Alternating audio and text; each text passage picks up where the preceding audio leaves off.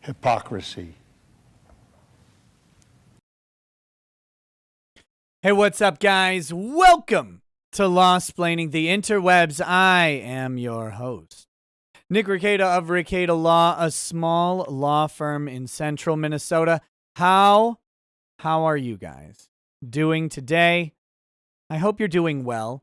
Hey, I saw that like disappear. Whoever did that, you are terrible. Right as my intro gets going, I see a like vanish. Rude.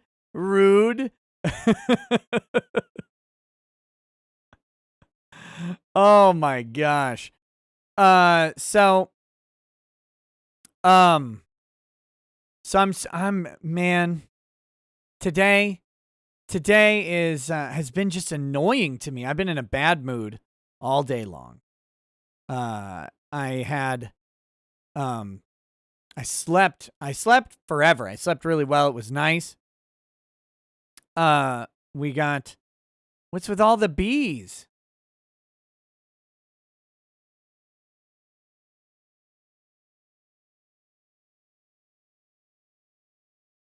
We'll see what's going on, I guess. Oh, is that Beheezy? Oh no. Well, to the people from Beheezy's show who are here, welcome. It's warm and wonderful. We just have one rule. Please don't spam. You can say whatever you feel like in the chat. There are no restrictions there. Just a no spam rule. That's all. So, that is the only thing. But other than that, welcome to everybody. Some of you did catch me trying to work out the Xbox microphones on Twitch. I don't know what it is. I don't know why Microsoft doesn't just allow pretty much a microphone interface to plug into the Xbox and accept it. It's just a USB interface. It works on computers without really any issue. I don't understand why it's like this. Why would you make things that are like this? Why wouldn't you just make them easy? So I got a different interface that outputs to RCA, and I had an RCA to mini jack, thinking I can run the mini right into the Xbox controller, which is where microphones, I guess they want microphones that plug into mini jacks to go into the controller. However, the interface still won't run the mic signal into the Xbox controller, so that doesn't work either. It is the dumbest thing I've ever seen, and it's driving me insane. I think Microsoft only wants you to use a headset to do streaming on it, which it's like, but I don't want to use a headset. I want to use a good microphone. I don't want a garbage microphone. I hate it. So it's frustrating. Same thing with webcams, by the way. They don't like most webcams either. I even got a Razer Kaio webcam which supports the file format that it says that you need, or the recording or encoding format or whatever. It's like, oh yeah, you just plug it in. Nope, not a Razer Kaio. That one doesn't work. The list of things that Microsoft could easily fix with the Xbox to make it really cool for a nice streaming box would be very minimal. They don't have to do anything. Trent Michaels, no, I can do a capture card. I can haul a big ass computer upstairs and plug my Xbox into that. I can. My computer weighs 65 or 70 pounds because it's full of stuff, and I don't really want to do that. So, and I don't have an external capture card because they're not as good. And you lose something on an Xbox with a capture card. Anyway, I don't want to do that. I can do that. That's easy, except for the literal manual labor of it. I would love to build a little micro PC for streaming from my room upstairs just for that as well, except it's kind of hard to get parts right now because of communists farming currency. And yeah, long and short, it's all annoying. It's all annoying. I hate it. I hate it. I hate it. I hate it. I'm just gonna build. I'm just gonna build a micro. And the other problem is to really take advantage of my TV with a micro PC. I need something that has HDMI 2.1 output. So I need a new GPU in that machine. Otherwise, I just put, because I have a 2080 Ti in this one, I would just put that in the new machine, but it won't handle the full-on 4K output through HDMI because it doesn't have the 2.1 jack. Or sorry, it'll handle a 4K signal, but not at 120 hertz.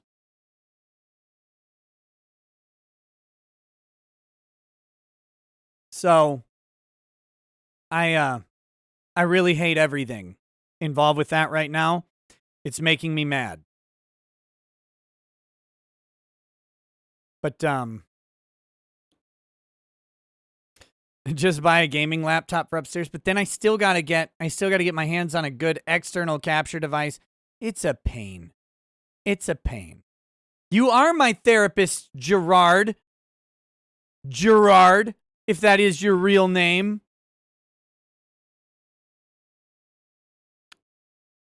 Angry Baneling, I don't want your RTX 3080 because it was, yeah, I have a joke, but it's fake because you live in a fake country. Okay. Man, there's something in my eye. It's called tears. Tears of sadness. So today, I was going to do a video today about the Sidney Powell response to Dominion, and I have not gotten around to it because it was rainy and miserable all day today, and that kills my mood entirely. And I was just not feeling it today, so I didn't want that to come through in the video.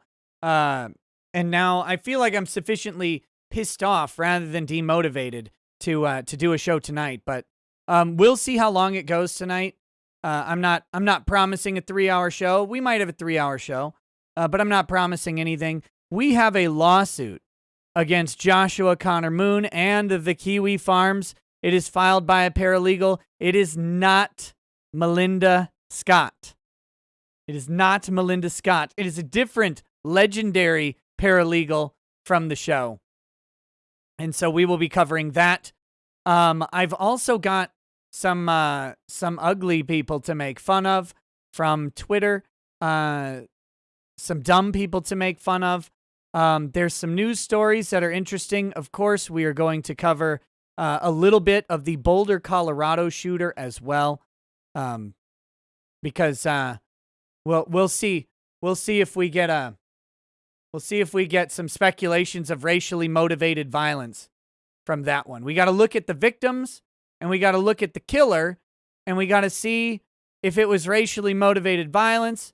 I mean, we know, like, you know how this works, right? If it's a white guy who kills some mix of races, whatever the most races that the white guy killed, it was motivated by that.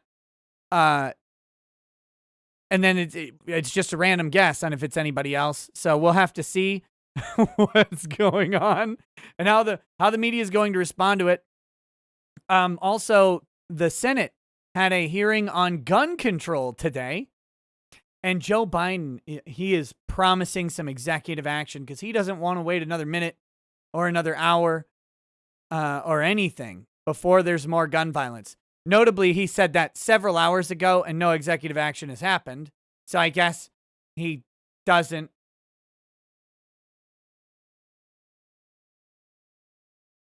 Yeah, go tell mom, please. Close my door. Thanks, lady. Okay. So, oh man. No, I'm just kidding. What are we drinking tonight? I'm starting now. Are you guys drinking tonight?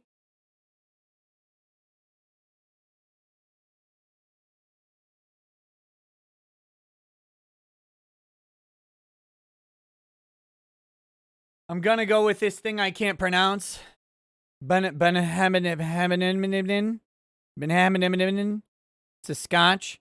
It's from Islay. It's an Islay scotch. It's peaty, but not very smoky. So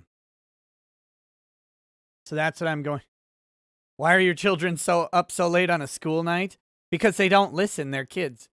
Also, we homeschool, so they don't really have the same starting time as other people.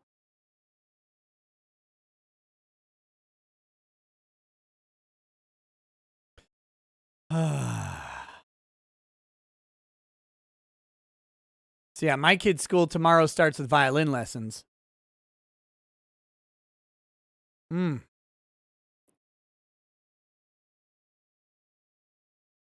Okay. Good stuff. Good stuff. All right, we've got a super chat that came in early, and since YouTube started removing them from my list, I need to read that one before we move on with the show. Funny Valentine 2024 says, hope all is well with you and your family, Nick. Last night's rant was one for the ages. What has been your personal favorite rant you have given or one of your guests have given during one of your streams? I really don't know. I liked my free speech rant the other day. I really enjoyed that. That felt good to get off my chest. Yesterday's rant did feel really good though. That one's been brewing deep in my stomach for a while, you know. that one's been there for a while. But so that was good. But I really did like the free speech one the other night. It's both of those have quite a bit of profanity, so I'm kind of hesitant to upload them as short videos, but I probably will. That's what I should have done today, but I didn't even sit at my computer today, man. This is the first time. Second time, because I had to set up the show link, but that's it. I came down, I set up the show link, I went back upstairs. I went to the music store to shop for microphones. I went to the Office Max in my town is closing, which is a mixed bag of who cares and who cares even less. But I went there to try and find a different webcam because this town is like half dying all the time and you can't find anything useful at it. And I don't really want to drive an hour away to go look for something. So I was hoping to find a decent webcam. They had nothing. They had nothing at all.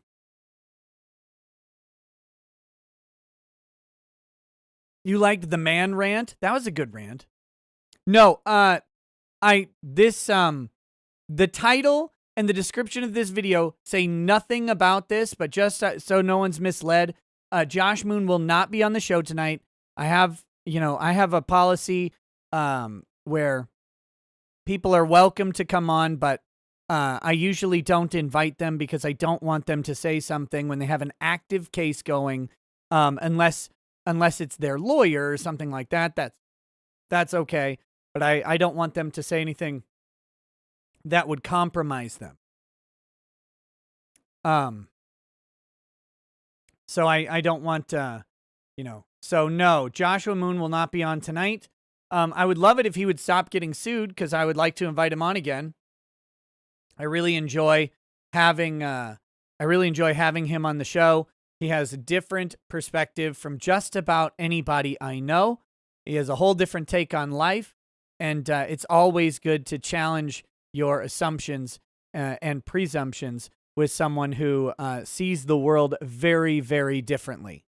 And also someone who would pay to shove food into a woman's mouth. Weird, but, that's his thing. That's his thing. The Roe versus Wade rant was your personal favorite? Oh, ooh. I have some sad news. The other day I mentioned that my friend Doug Tenaple got a strike on his channel. My friend Q out of the darkness got a strike on his channel today. It seems like YouTube has a vendetta going on against certain voices. So, be careful out there, y'all.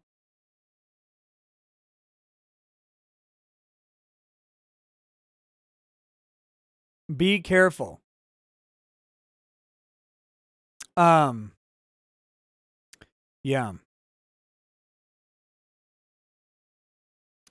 But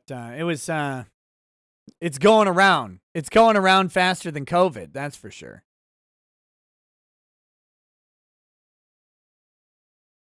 It's going around. But you kind of miss Ronversations. I can change your mind on that.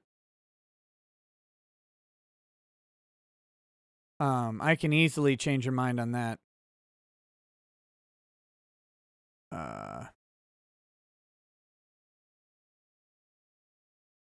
Here, let me do that. This is my sacred duty, is to change your mind on missing Ronversations. Nope. That one. Whoops. Here you go. I'll make you not miss Ronversations ever again. This is a tweet from Ron Toye. It says, I gave Monica a lap dance at an 18-plus panel at a convention. It was during her and Jamie's pajama party, I believe. You look great in the video, by the way, and I wish I would have been there. Crazy adventures are awesome. He's talking, of course, to Amanda Wynn Lee, responding presumably to the video where she stripped and tried to dry hump a giant cosplayed Pen from Evangelion. Oh my God, pics please. Always happy to keep company with a fellow reprobate. I think everyone was required to put their phones up. Not sure there are pics, frowny face. But I have a zero problem doing it again at the next con we are all at, smiley face. Yes, please. And of course, you know, the reality of this is that those things are things that they would use as evidence against people they don't like.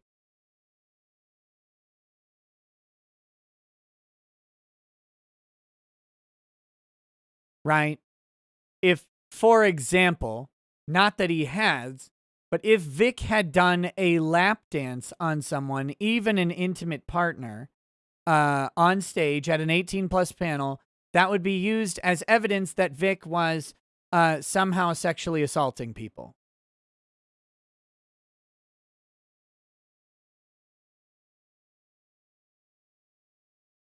These people are gross, they're ugly, and they're terrible. So anyway, that's that. That's that. You shouldn't miss Ronversations because you know, you'd be reminded that Ron exists. Oh, there was another thing today we should talk about. Let's see.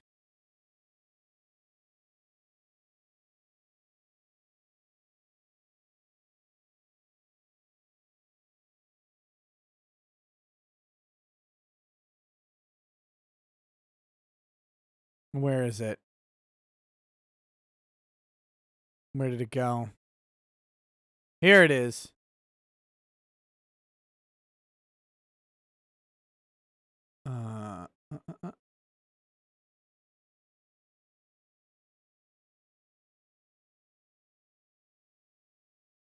Yeah, this is from Blue Checks posting their L's. A great Twitter account. And it's from Jamie Markey. This is an old one. This is a classic, but she made the list. She finally made the list of Blue Checks posting their L's. Where, remember, Jamie Markey says they need kids back in school so there will be shootings again. That way they can sell more guns. This is on April 16th of 2020. Yeah. That's another one. And again, I'm for this type of speech. I'm for jokes. I'm 100% for jokes. The people who are not for jokes are Jamie Markey. are fat-ass Jamie Markey and Monica Rial and Ron Toye. These people are not for jokes unless they're saying them. Then it's fine. Then it's fine if they say them. But if anybody else says them, no, those can't be jokes. Nobody can have humor or levity at all. Only them. Only approved jokes. And typically only jokes that well, we won't get into it. We won't get into that too much. Can I tell you how fat they are again? No, we don't have enough time. We don't have enough time in the show, ever.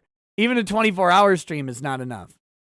But I did, of course, drop a fat joke on this Twitter thread. I said, you found a beluga. It's obligatory. At this point, it has to be done. It's like a union. It's like a union requirement. Like it's union rules. You just have to do it. Have to do it. One day, I'll have to renegotiate my contract. But for now, when it happens, where's the promised 24-hour stream? I don't know. I don't know when to do this thing. I legitimately have no idea. I keep looking at my schedule and it is full of stuff. Maybe when my kids' activities are over for the year or something, maybe then we'll have to see. Hey, worse than you. Good job. I'm glad. Get a good one.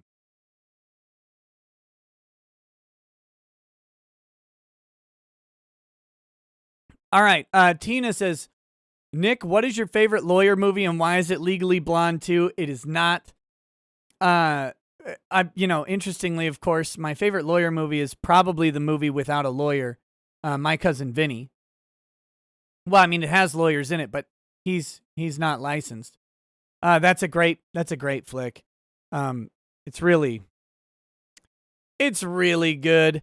Also, of course, I like The Devil's Advocate because Keanu's so bad in it, but it's really that's a fun flick as well. Generalissimo says, I know you're all about self-determination. I respect that. But you also have an impressionable audience of autists and obligations to our needs.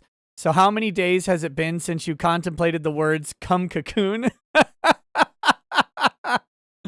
The last time I thought of it was actually Saturday. I think Saturday on Yellow Flash's show. That was the last time. I guess technically Sunday morning. My Cousin Vinny's coming to Prime on April 1st? Yes! Oh, God. That's a good one. Yes, the Berserker movie and anime. I saw that. That's great. Bryce Byerly says, there is more of this if the Ronversations end. We've learned our lessons, please. Mithrin Emmer says, be interesting to see if the big three, Google, Twitter, Facebook, overreach themselves, especially considering the dicta in Packingham versus North Carolina, where SCOTUS itself called social media the modern public square. That'll be, Thomas is ready. Thomas is ready to change some stuff up. And if he's got some influence over three other justices, or four other justices, I should say, they can make a lot happen. We'll have to see. Thomas is ready. Clearly, that angry DC appeals court judge was ready too.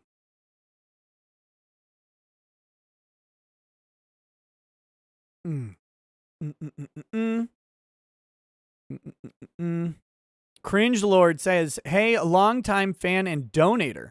Work a sysadmin position in one of them 50 states.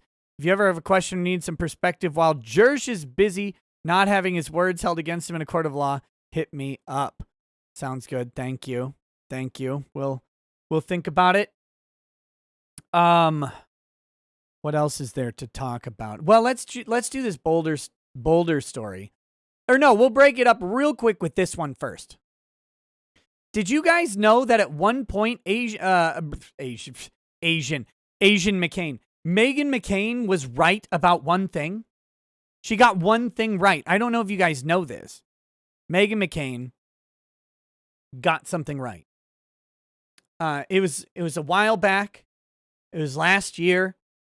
But in classic fashion, she has now walked back what she got right. I wanted to share this article with you. Meghan McCain apologizes for previously backing Trump's anti-Asian rhetoric. We're still on this, by the way. We're still on this Georgia thing. This Georgia thing where apparently everybody hates Asians now. Again, the people who hate Asians are Yale, Harvard, and the rest of the American post-secondary education system who wants Asians to have higher SAT scores to get admitted. Why are we pretending that anybody hates Asians other than that? Because companies hire Asians. They hire lots of Asians. They like Asians. The Asians tend to work hard. They tend to be smart. They tend to have a good work ethic. Why? Probably because their parents left absolute communist shitholes and they're trying to come and make better lives for themselves. And so they instill a strong work ethic in their children, who then carry that in to being good employees and diligent people and, frankly, fantastic Americans by and large. By and large. And I rest my case on the roof, Koreans. Great. Seriously. I love Asians like that one Asian guy loves refrigerators. I love them. They're awesome.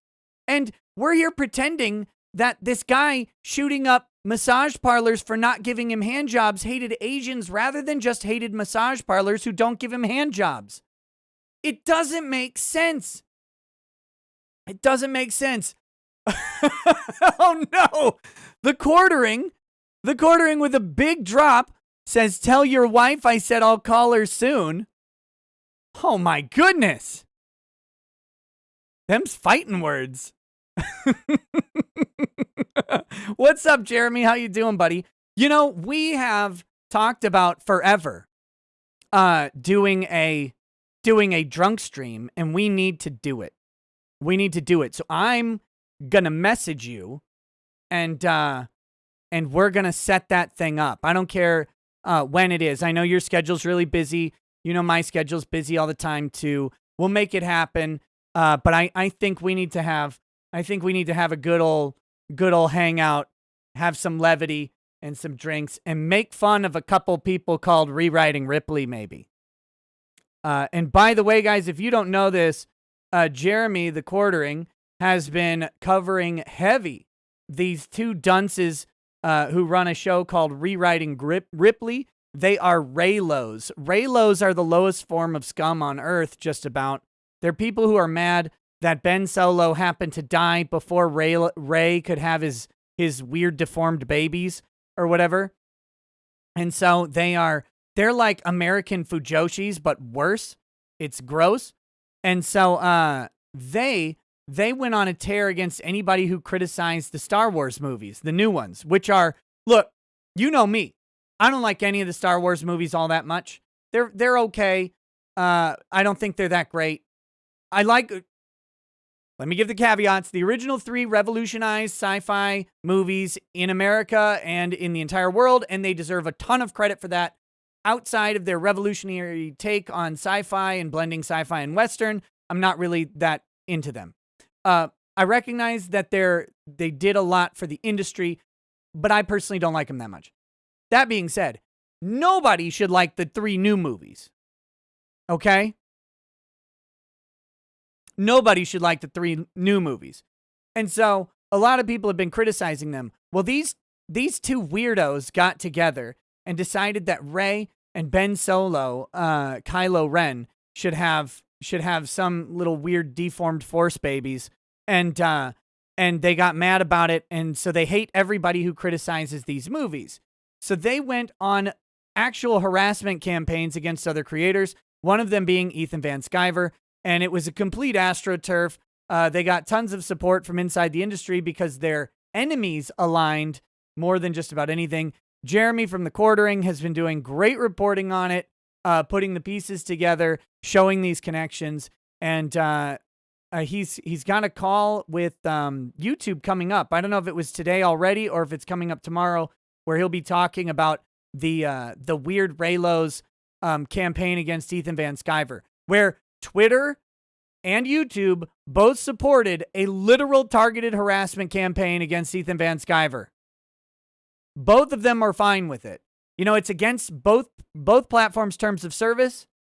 I have been hit with targeted harassment, even though I was literally firing harassment at whatever moved. There was no targeting involved. I was throwing harassment and letting fatzos run into it. There was no targeting. Who targets anything on Twitter? I just make fun of everybody. And I did that, and I got in trouble for targeted harassment. These people actually called for specific harassing behaviors against Ethan Van Sciver, and some stuff resulted, and both platforms were okay with it. But the quartering deserves a little bit of credit for working on that and using his platform for some good. So thanks, buddy. I appreciate it.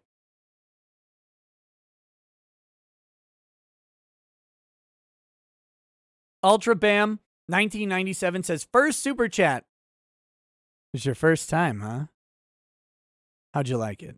Been watching since you started reporting on the Vic case. Finally got enough to send a thank you for all the laughs. Also sent you a link to my Twitter thread with Dee admitting Emmett was a sex pest and she's a victim. Yeah, I got that. I looked at it. The problem with Dee is that Dee is a moron. Welcome to all the new people, by the way. You probably don't know anything about any of this drama, but I have a feud ongoing with like 7,000 people. Actually, it's like 30. It's like 30 people, but it feels like 7,000 people because they tweet so much.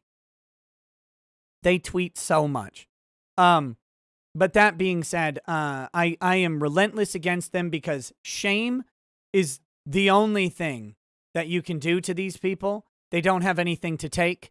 They don't have any accomplishments to undo. They literally just have their sad lives, and reminding them of that is all that can be done against them. So, yeah, that's the context of this.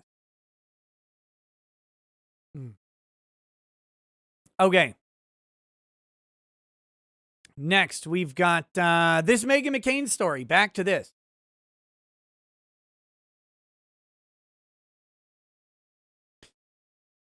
We've got this. Okay, so Meghan McCain apologizes for previously backing Trump's anti-Asian rhetoric. Do you guys remember Trump's anti-Asian rhetoric? Do you guys remember that? Remember when Trump was anti all of the Asians? I do. It was all the time. It was really embarrassing to see Trump anti all of the Asians, which is how he, navigated various trade deals. It's how he worked on peace in the European Peninsula and all that stuff. It was through his anti-Asian rhetoric. Here we go. After 8 people were killed in the Atlanta area last week, including 6 women of Asian descent. Because all Asians are the same to these people. You understand that? Like, Asians know that not all Asians are the same. In fact, there's some significant animosity between some Asians and other Asians because they're not monoliths. They're not a monolith. They don't act as one. This is the amazing part of the left, where the left will take an entire group of billions of people and put them all into one. And by the way, you know who the left probably doesn't consider Asians? The same people I don't, because it's a fake country, but India. India, I don't think, is included in their definition of Asian hate.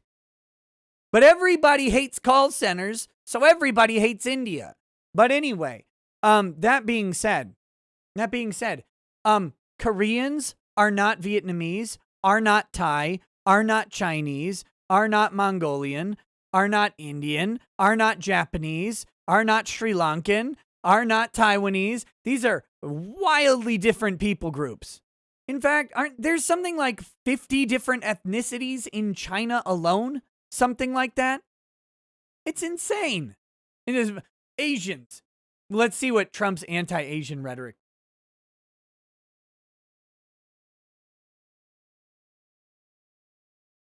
Brett, call centers exist in the Grand Canyon. No, wait, that's where people pretending to be Australian live. Sorry, I lied. Grand Canyon isn't population dense enough to pretend to be India. Call centers exist in New Jersey with people doing Indian accents. Okay. Meghan McCain, co-host of The View, expressed regret about her previous comments that supported former President Trump's anti-Asian rhetoric. Stop Asian hate, she tweeted Wednesday, punctuating her message with 3 broken heart emojis. Oh, thank you, Megan. Oh, God. Finally, she's done it. She fixed it, y'all. She tweeted. Thousands responded to her post with likes, but for TV host John Oliver, who opened Sunday's Last Week Tonight by placing the shootings in the context of anti-Asian racism in U.S. history, McCain's actions rang hollow. Pop quiz hot shot. Who hates Asians the most of any president? I'll wait. I won't. It's FDR. FDR hated Asians more than any other president. Man, did he hate Asians.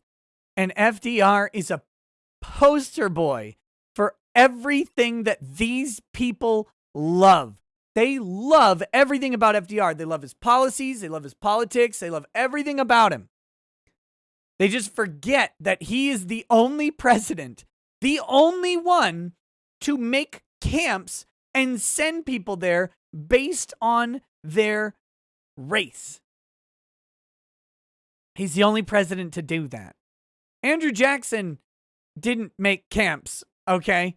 He just killed all the natives. So, but FDR put them in camps, took their land, and that is actually the lasting legacy of FDR's decisions, was taking the Asian farmland and giving it to white farmers at a fire sale. That's the trick. By the way, when you dig deep into Korematsu versus United States, the case on Asian internment, where the Supreme Court's like, you know what? Yeah, we're good with putting people in camps. The Supreme Court did that based on their race, specifically, but only if they're Asian. Only if they're Japanese, really.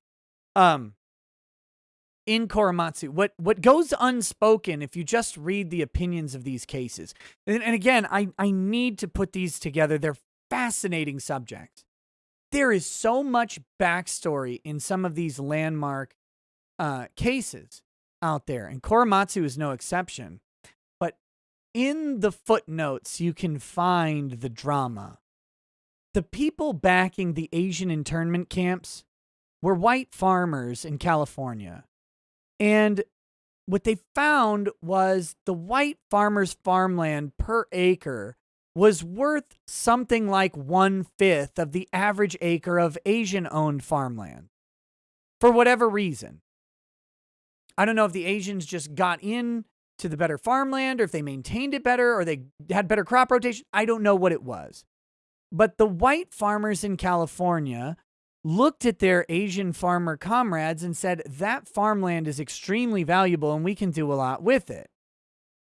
So what they did was they backed the camps. And if you know anything about the agricultural industry's influence on legislation, it's massive because they make the food. They make the food. And in 1940, 1939, whatever, they made even more of the food. And so they were lobbying for some sort of way to get land away from those squinty-eyed Asians and into the hands of the better white people. And it's open and transparent that they were doing this. And what happened was, when Korematsu is going on, what they did was they rounded up the Asians and they sent them to camps. The Japanese, I shouldn't say Asians, right? They rounded up the Japanese and they sent them to camps. And then they allowed an option for white farmers to acquire Japanese farms in the Japanese farmers' absence. However, they had a default period so that they could go make a proposed purchase of these Japanese farms, And if the purchase wasn't responded to in a specific amount of time, it would then get auctioned off at a low price. Well, guess what it's hard to do when you're in a camp and not at home? It's hard to respond to the notice that was like placed on your door. So the white farmers went around after all the Japanese farmers were rounded up and put into camps, and they gave them notice that they were interested in acquiring their farms. They made offers that they could fulfill, and then those offers were not responded to. They entered into a period of lawful default, and then they were able to acquire the farms at auction at pennies on the dollar. It was one of the biggest wealth transfers that could happen. And it was all supported by the Democrats and FDR, a true Democrat hero, by the way.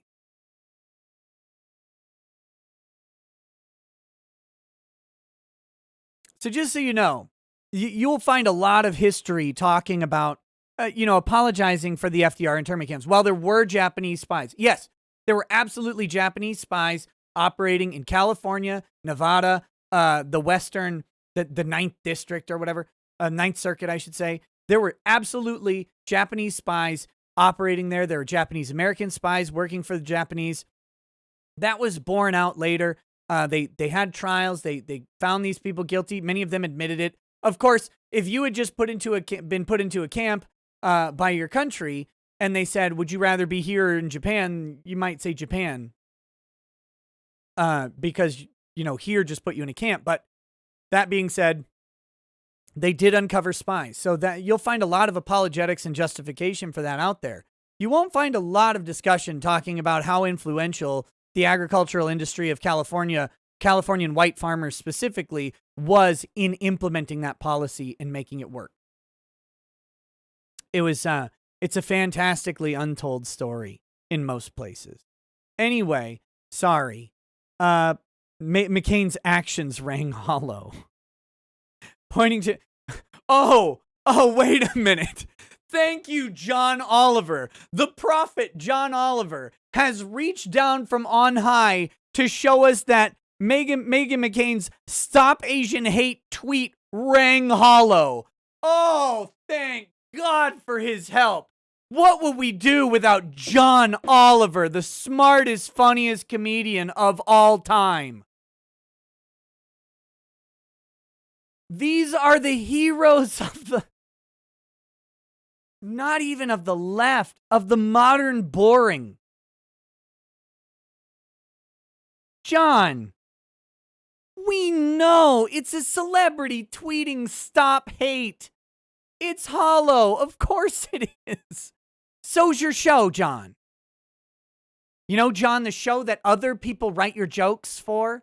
That one? Because you're just a goofy-ass looking Brit Bong. You're not even that funny. Someone else writes your stuff.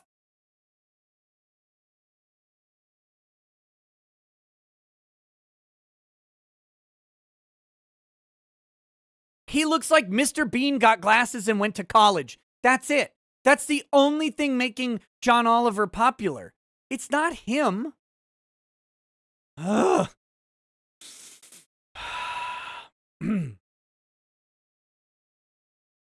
Pointing to a clip from a March 2020 episode of The View, in which McCain said she had no problem with then-President Trump referring to COVID-19 as the China virus. The British comedian said McCain's post was a fine sentiment to throw up on Twitter after the fact. Yeah, it's a China virus. It came from China. It's the Wu flu because it was started in Wuhan, China. That's why. And they happily exported it around the world, and we happily took it in. People like Joe Biden got mad when Trump's like, hey, maybe we should stop immigration for a little bit from China just while this virus is going on because maybe we don't want as much of it here. And they're like, you hate Asians and fried rice, you scumbag.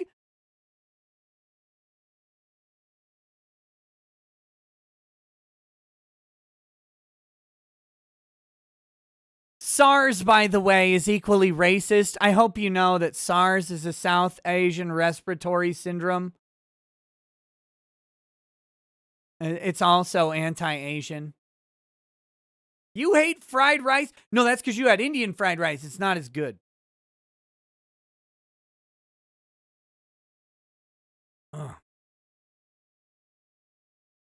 All right.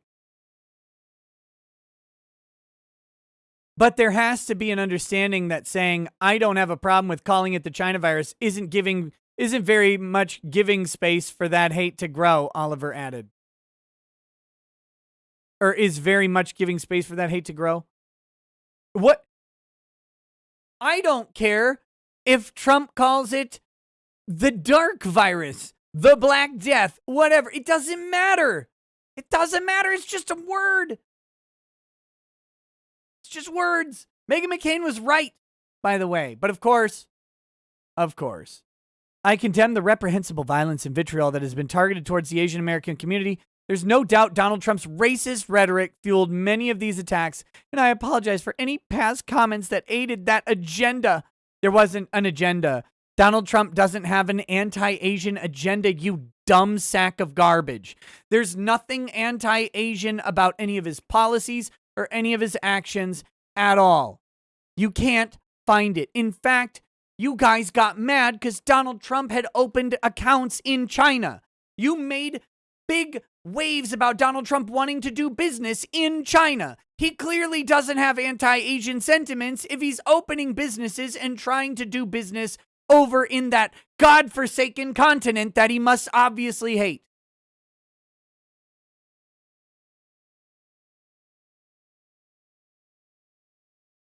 His segment prompted McCain to issue a statement Monday morning. McCain, you dumb bimbo. Do you not understand this culture of demanding and giving of apologies? It's just engineered to put you to the knee. To put you to the knee. Kneel, peasant. Beg forgiveness for your wrong think. No. Tie the millstone around my neck. Put the weighted shackles on my arms and feet, and they will only make me stronger. We the living, motherfucker. I'm so tired of this shit. Stop apologizing. John Oliver is a sack of garbage that is absolutely worthless and replaceable. If someone walked up and cyanided John Oliver out of existence, they would have a new show host the next day. Because anybody can do it, and somebody has to fill the time slot. They would put someone in, and no one would care.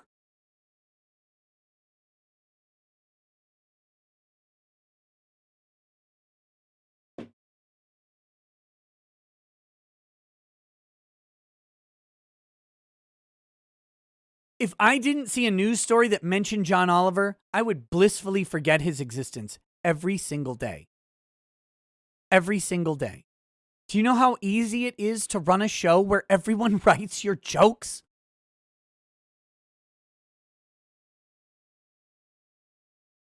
I can't.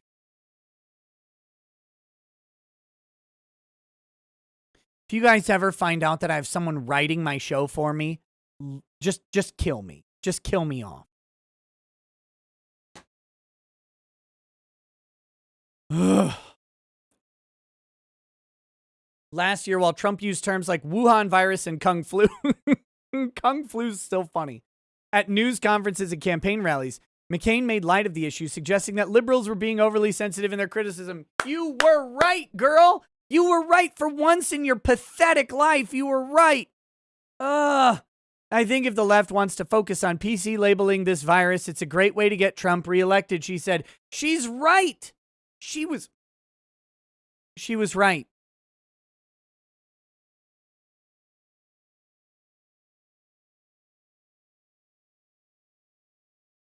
I don't have a problem with people calling it whatever they want. It's a deadly virus that did originate in Wuhan. Yes. You know what the guy who was shooting up the Asian massage spa didn't do? He didn't go, "Hey, are you Chinese or Japanese?" and then shoot them when they said Chinese. That's not what happened. That's not what was going on. The guy said, "You give happy ending," and they looked at him and they're like, "Why is half of your head shaved, but you look like you've got like Amish on the bottom, Antifa on the side? What's going on there?" And they said no. No, we don't do that here because we're just a massage parlor. You probably want the other Asian massage parlor in town. That's what they probably said. This guy is not shooting people because of Corona.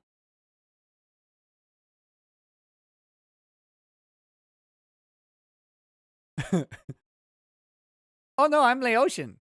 The ocean? So are you Chinese or Japanese?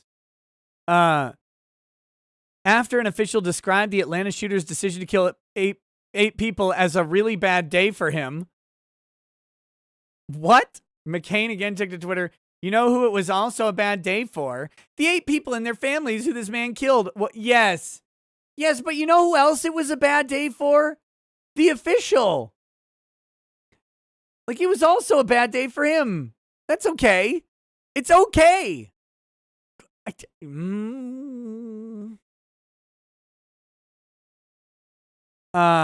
Socialism is for Fig says, don't forget Russia. Come on, man. Jane Doe says, if a woman loves freedom, doesn't care if you call the Vic accusers fat, and owns guns but is fat, got the COVID-15, do they still suck? No. No. You got COVID? God, I hope everything works out for you. Also random, but I have a friend who looks like Meghan McCain but is a brunette lawyer. No, see, this is something that most people don't understand. So I'll explain it again. I'm happy to explain this every single time because it's important. You don't make fun of people's characteristics because of the characteristic. You make fun of people's characteristics when you know that it bothers them and when they deserve ridicule. Those are the 2 qualifications. Do they deserve ridicule? Yes. Anime voice actresses absolutely deserve ridicule. Terrible. And does calling them fat bother them? Yes. I call Sarah Wiedenheft fat. She's not fat. I call her fat because it bothers her and people who like her. I call Jamie Markey fat because she is fat and it bothers her. To people who are fat and aren't bothered by it or who don't deserve it, I would never call them fat. I don't care. Like, here I am, peak masculinity, right? Like Alex Jones strutting out of the water. No. And people, when I deserve ridicule, you find what makes me mad and go ahead and do it. People have figured it out. There are people out there who know what gets under my skin and they use it. I know some of them. I like them. I talk to these people all the time and they've figured it out. It doesn't matter. It's not about the actual characteristic. Isn't the thing. It's what gets under someone's skin. And what gets under a lot of people, especially lefties on Twitter's skin, is a simple, and this is why Trump was so successful at this, by the way. It's a simple, pass off, no thought insult.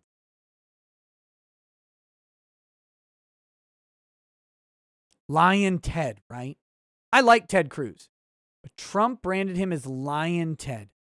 Little Marco Rubio. Lil Marco.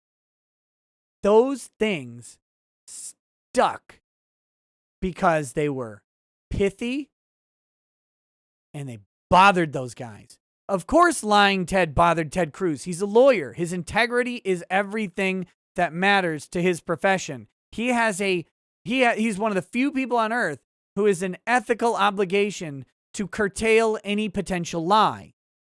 Lawyers have ethical responsibilities to be candid and to not lie or misrepresent things. Now, we have free speech too, so it's not that simple. But in general, a lawyer's integrity is something that, especially because most people in our profession are such garbage, we actually care about our integrity and our reputations in that way. That's why it was so good against Ted Cruz. Of course, you got low energy Jeb, you got Sleepy Joe, you crooked Hillary. These are dismissive, basically thoughtless. I would argue they're very thoughtful, but they come across as very thoughtless, dismissive insults. So does fat, by the way. I disregard everything you said because the eighth chin coming from your gullet blocked the words from getting to my mouth, you fatso. That bothers people because it's dismissive of the substance of what they're saying, and it reduces them to a category, and some people are really sensitive about that category. That's why it's so effective against voice actresses. You know why? Particularly voice actresses are all fat, but their characters are hot. And so the fanboys who like Monica Rial and Jamie Markey until they meet them, who like them, they're going up there and they're picturing a size 0 or a size 00 chick who's 5'3" with double D breasts and perfectly proportioned hips. That's what they're picturing because that's what the anime is. And they get up there, and then that little cutesy chibi voice comes out of a 300-pound behemoth. And the illusion is shattered immediately. They know that guys picture them as the character. And so when you call out that they're not that character,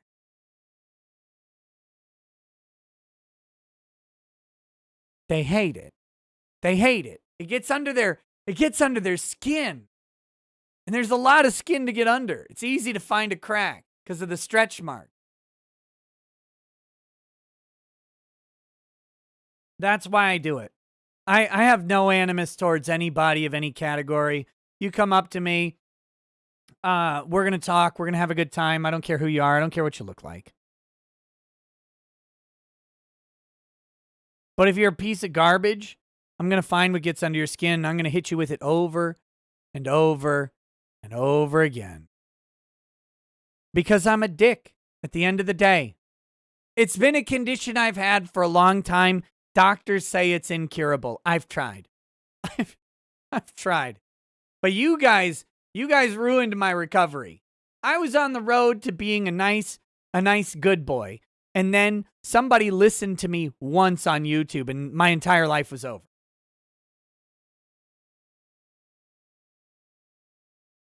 I'm like, wait a minute. I don't have to change? I don't have to change and people will actually still go with it? Okay, well then screw that then. I'm just going to be an asshole for the rest of my life. That'll be fine. Oh, this is so much better. Stormcrow 900 says, remember when Trump started talks with North Korea? South Koreans were polled on support for war with North Korea. 50% supported U.S. versus North Korea. 20% supported North Korea versus U.S. 30% supported invading Japan instead.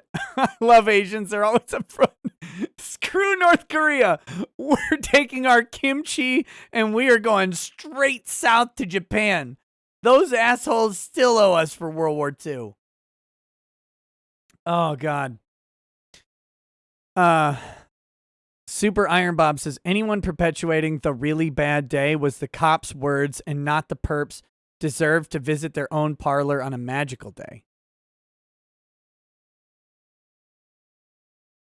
Ace of Spades says, Kermit, oh, what a beautiful chocolate man. You know what they say, when you go black, you'll need a wheelchair. But once you go green, you won't have an ass for a wheelchair. And with my BGC, you better believe I mean it. That's disgusting, Ace of Spades. Thank you.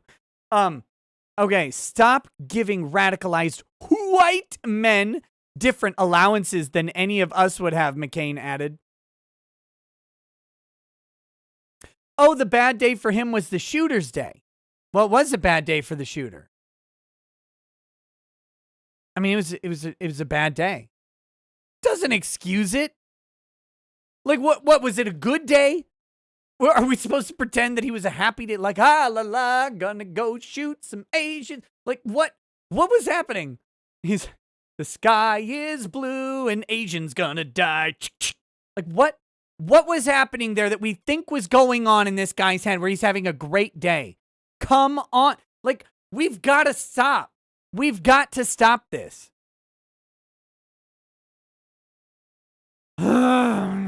when I have a bad day, I eat ice cream. We know. And watch Tommy Boy not gun down innocent people. Bullshit.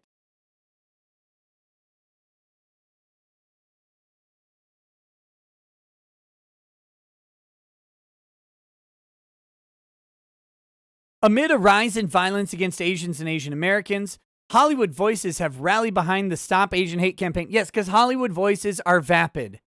They're vapid and substanceless nonsense. They don't care. They literally don't care about Asians. Hollywood hasn't cared about Asians ever. They don't care about anybody. Like to give the idea that Hollywood has any care other than white men is silly. Hollywood only care about white men. One, white men are their biggest audience. Two, white men that they hate are people that they care about too. They don't care if black people do anything. They don't care if Asian people do anything. They don't care if Hispanic people do anything. They have Latinx people. They don't care about any of them. They care about white people. They always have. They always have. Whether they care positively or negatively, their focus has always been on whites because they're Hollywood and they are only concerned about making money.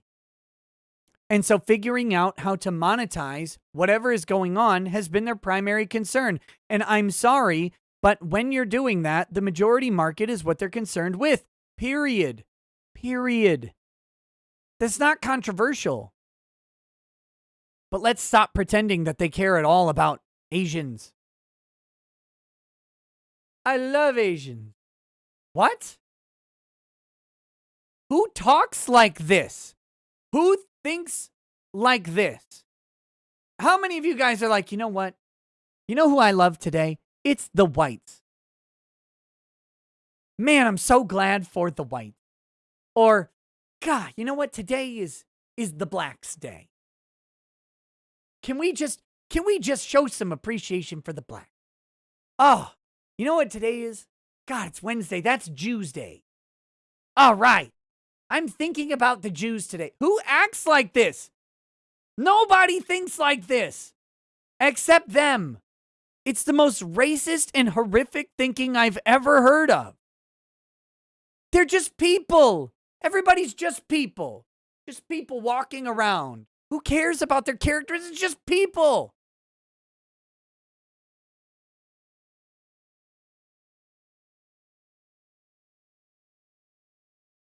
Pol Pot did. That's Saturday, actually. True. You're right. Saturday is Jews' Day. I forgot. I'm sorry. They're just people. Why are we doing this to ourselves? I don't get it.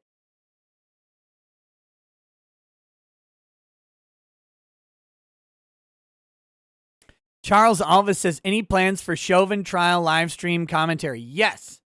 Have they seated all the jurors yet? I didn't follow up on it today. I barely even looked at the news today. Yeah, I plan on covering the actual trial of Derek Chauvin.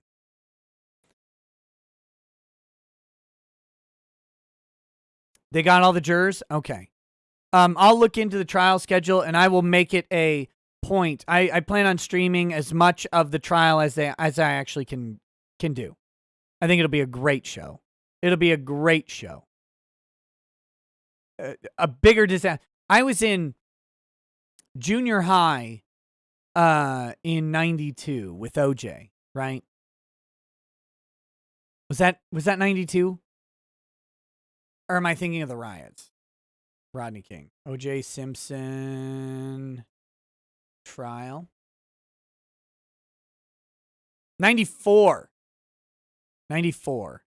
I think I was in 8th grade. It was decided October 3rd, 1995. Oh, what was it? So, 91, I was in 4th grade. Yeah, 8th grade. 8th grade. I remember when they decided it. It was big news at the school. Something like that. I expect the Chauvin trial to be some level of ridiculousness that we can compare to OJ's reasonably. I don't know if it's going to be the same level of ridiculous. You know, Chauvin wasn't a running back, and also also a wonderful supporting actor in Naked Gun 1, 2, and 3. But you know, this case has blown up in the same sort of way. Here, let me do this. Let's finish this story up. And then we got to cover another story too. This is from a little bit different source. We're gonna roll with how the stream's going. The stream is going into weird places, and I'm good with that. Look, I'm willing to experiment a little if you are. You know. We can have a safe word. We can develop a safe word, and we can go some places.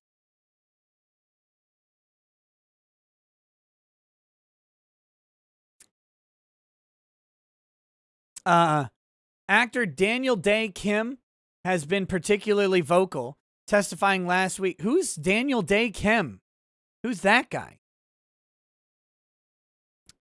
Testifying last week at a congressional hearing on anti-Asian hate incidents in the U.S. and Killing Eve star Sandra Oh participating in a rally over the weekend. Who's Daniel Day Kim, and has he experienced anti-Asian incidents of hate as a Hollywood actor? He's in Lost. Ooh, jeez, who cares? For many of us in our community, this is the first time we are even able to voice our fear and our anger. Oh, you're right. Oh my God. Yes, finally. Finally, the Asians have a voice. It's never happened before. You know what was happening? Every time an Asian talked before, a police officer would walk up and put a bullet in their head. Oh, wait, that was in Korea and Vietnam. Not here. Not here, actually. And I really am so grateful for everyone willing to listen. As Asian Americans, we just need to reach out our hand to our sisters and brothers and say, help me, and I'm here. Where has this come from? Where has this come from? Yeah, Cambodia, too. I forgot. Cambodia. But where... When did Asians not have a voice? I know a bunch of angry black people who would like to hear their location, I think. We shouldn't talk about that, though.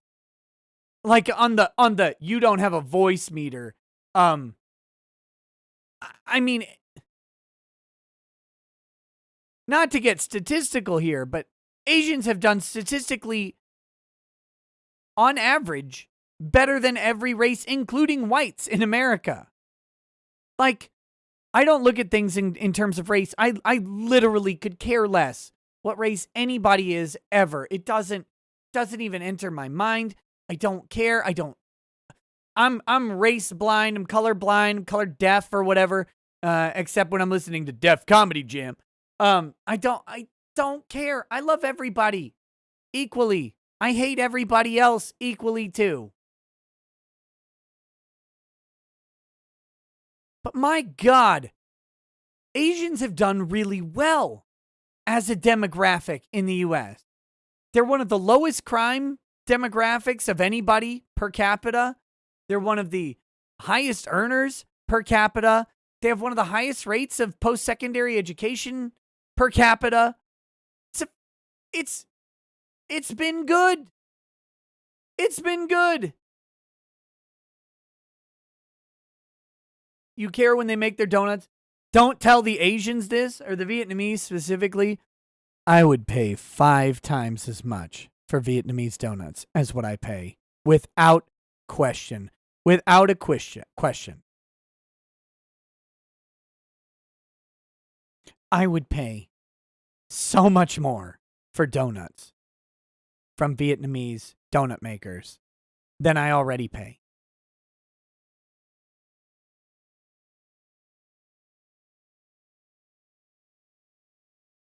Don't tell them. That's right. That's the only time I care.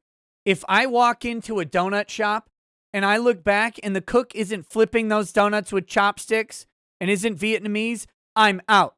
I'm gone. I walk in there and there's a Hispanic guy making donuts. Nope. peace, I'm going 2 blocks that way to the next one. If I walk in that one and there's a white one, I may firebomb the establishment. Get the white people out of donuts. I don't even want to hear, oh, I'm from Finland or whatever. No, get out. Get out. You get out, you son of a bitch. You get a Vietnamese man in there and you have him make better donuts. I will never, ever, never. I won't tolerate this. I hate white people who make donuts.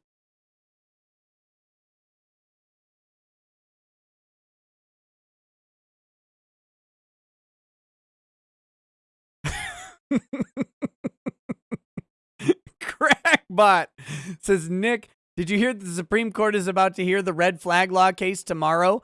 What are your opinions? I don't think the Supreme Court is hearing a red flag. Are they hearing a red flag law case tomorrow? I heard on Friday they're going to consider a conceal and carry case from New York. That's interesting.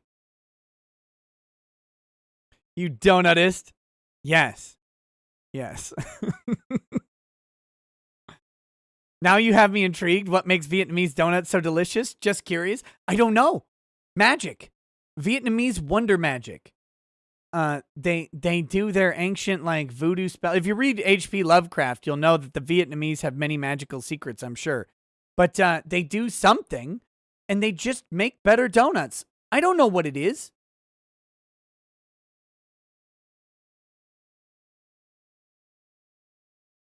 I wish I knew. Teach me. Teach me.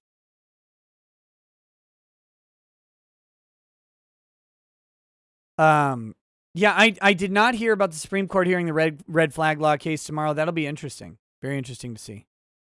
Ace of Spades says, the Lord, he created us. He created us all equal, all in his image, as men being big and strong and women with small bodies and big foreheads.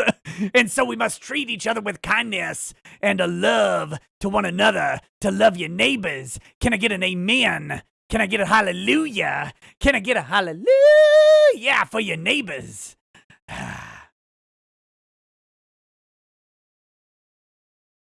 Yorgamund07 says, Asian actor guy might want to look up the race of certain famous spree killers in the last 10 years before he celebrates Asians voicing their anger. Okay. Okay, yeah. Let's talk about that. Let's do this.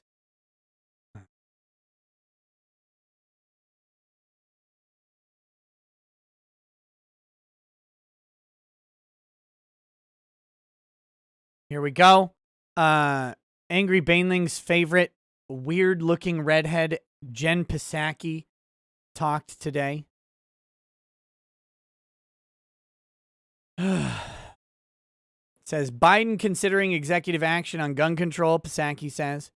But the president implored the Senate to pass House bills that would close background check loopholes. It's not a loophole. It's not the loophole. There's not the hole to go and loop. It's just the law. That's like saying tax loopholes. It's not a loophole. Like a tax deduction, that's not a loophole. That's just a deduction. President Biden is considering executive action on gun control. Get him out. Get him out. Impeached. Yep, he undertook an oath to uphold the Constitution. He's blatantly talking about disregarding it right now. Fuck him. Get out. Get out. Get Kamala in there so she can get out too. Why is every time I see Kamala Harris's face, it's always the same? It's always like, it's like the female version of a soy face. God, I hate it.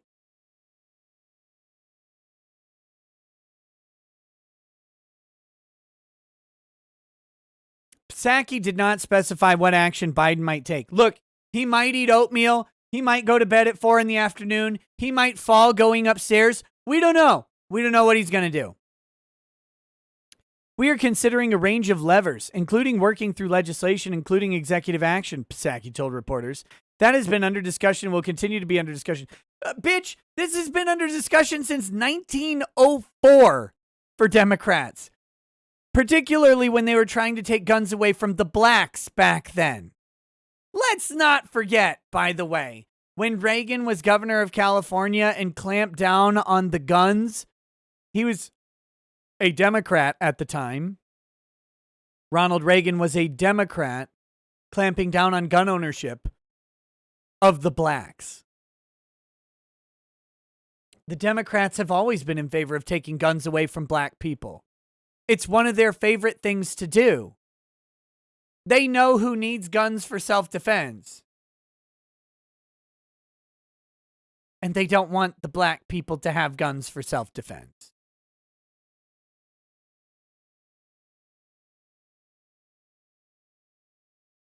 Biden addressing the shooting that occurred in Boulder, Colorado that left 10 dead, said Tuesday, I didn't want to wait another minute, let alone an hour, to act on gun violence. He's waited several hours since this article came out 5 hours ago, and he still hasn't acted. He doesn't want to wait another minute. Not another minute. Well, but at least 5 hours is fine. God damn it. A shooting 6 days earlier left 8 dead in Atlanta, Georgia. He didn't mention potential executive action, but implored the Senate to pass a series of House bills that would close loopholes in background checks. He also urged Congress to ban assault weapons. Joe doesn't know what an assault weapon is. Would any of the background checks have prevented the shooters from getting the guns? No. This is the dark secret of the background check. The background check doesn't prevent shooters from getting guns. I don't know how else to say that. I think if you did an objective survey of mass killings in the United States and looked, you'd go, especially the media promoted ones. Let's go with just those. The media promoted mass killings. Would the background check have prevented any of the shootings? There was one where it would have worked, except the background check was done, but the Navy or the Air Force, I don't remember, didn't report they failed. There was actually a mistake that occurred from the military, and they failed to report to the system for the background check that took place. That's the only one. The background check worked, except for the fact that the military didn't. That was the problem. That was the problem. If they had done their job and reported what happened, then the background check would have caught it. But they didn't. No new law is going to fix that. That's human error. But anyway, a new background check or like a 5-day cooling off period. Guess what? Spree killers, mass killers or whatever, 5-day cooling off period isn't the problem. It's not like they're like, I'm going to go shoot people now. Let me go buy a gun. They usually already have the gun. They already have the gun. The background check isn't going to change their mind because they're not like, you know what? I need to go murder 30 people. Let me make a stop at the gun store on my way and grab one. That's not how this works. Scarcity fixes that problem. You can't get ammo to shoot 30 people right now anyway. So scarcity fixes that problem already. That's not what happens. What happens is someone lawfully acquires a gun and then they go crazy at some point in the future and then they end up shooting somebody. That's way different. That's not a symptom that you're going to solve with legislation because you can't legislate out insanity. It doesn't work.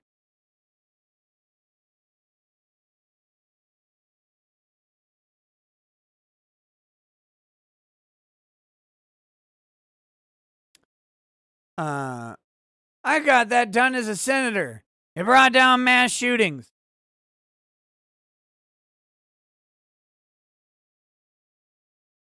No, it didn't, Joe. It didn't.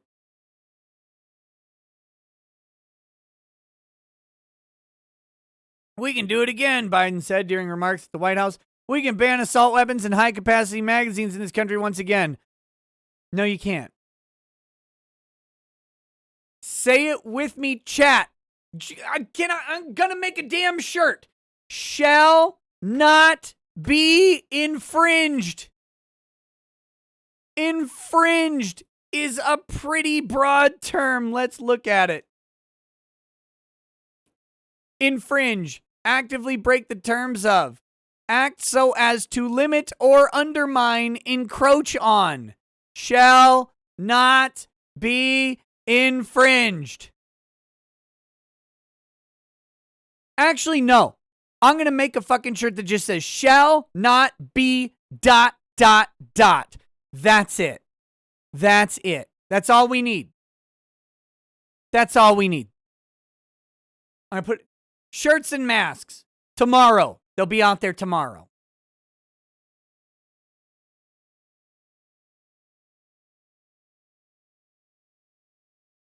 I'd make underwear if they'd let me.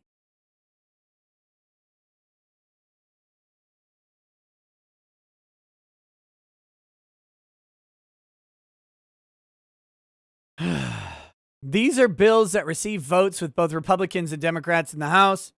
This is not and should not be a partisan issue. This is an American issue. Yeah, it's called the Second Amendment, you senile old fuck. That will save lives. No, it won't. American lives. We have to act. We should also ban assault weapons in the process. You already... What? What? The House passed 2 bills this month to tighten gun control. One that would give authorities 10 business days instead of 3 to complete a background check before a gun sale. Oh, yeah, that's going to stop the killings. Can we get some data on how many guns were bought within 3 days of a murder? Is there data on this? Like, you motherfucker, I'm so pissed at you, I'm going to come kill your ass. Hold on. Yeah, I'd like to buy a Glock 22, please. Oh, a Glock 17. You're out of Glock 22s. Yeah, I'll take that. I'll take the Glock 17. How's the Targus? Oh, that'll work. That's only 300. That's fine. Yeah, I'm really concerned about the price. I got this guy I'm going to go shoot right now. Can you give me that gun within 3 days, please, so I can still be pissed? This is not how it works. This is not how it happens.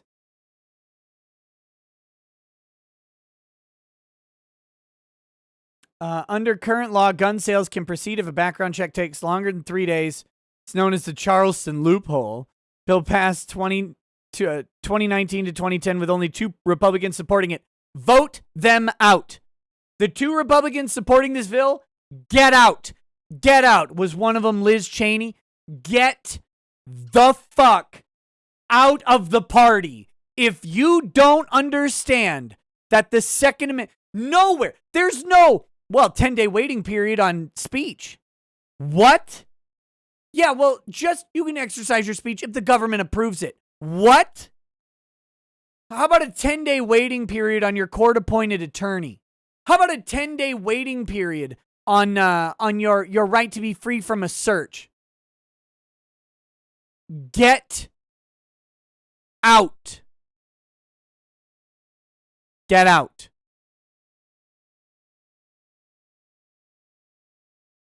Another bill would expand background check requirements to guns bought over the internet, at gun shows, or through other private transactions. Yeah, of course it would. Of course it would.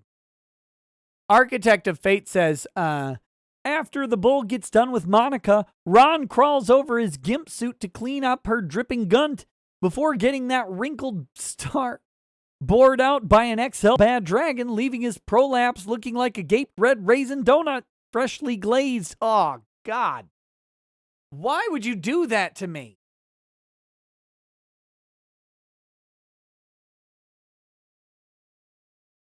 The Senate would need to garner support from 10 Republicans to clear the filibuster and pass the legislation. If 10 Republicans support this, I don't know what to do. Get them out. Get them out. Mail them to the moon. They can be the first people to Mars or whatever. Senate Majority Leader Chuck U. Schumer said Tuesday he hasn't spoken without He hasn't spoken without the White House about an assault weapons ban. Huh? Fox. I think you mean with the White House. Such a ban is not part of the pair of House bills that passed earlier this month. Gun control experts told Fox News last month that Biden could tighten gun control without Congress by using his authority to limit trade. Alan Gottlieb, founder of the Second Amendment Foundation, said that Biden could use the Bureau of ATF to tighten regulations. What we're expecting him to do is anything with foreign commerce. If the firearm is being imported or in or magazine or ammo is being imported in, he could by executive order try to do something in that nature. Second Amendment Foundation would probably fight that. These guys, by the way, I like these guys much, much more than the NRA.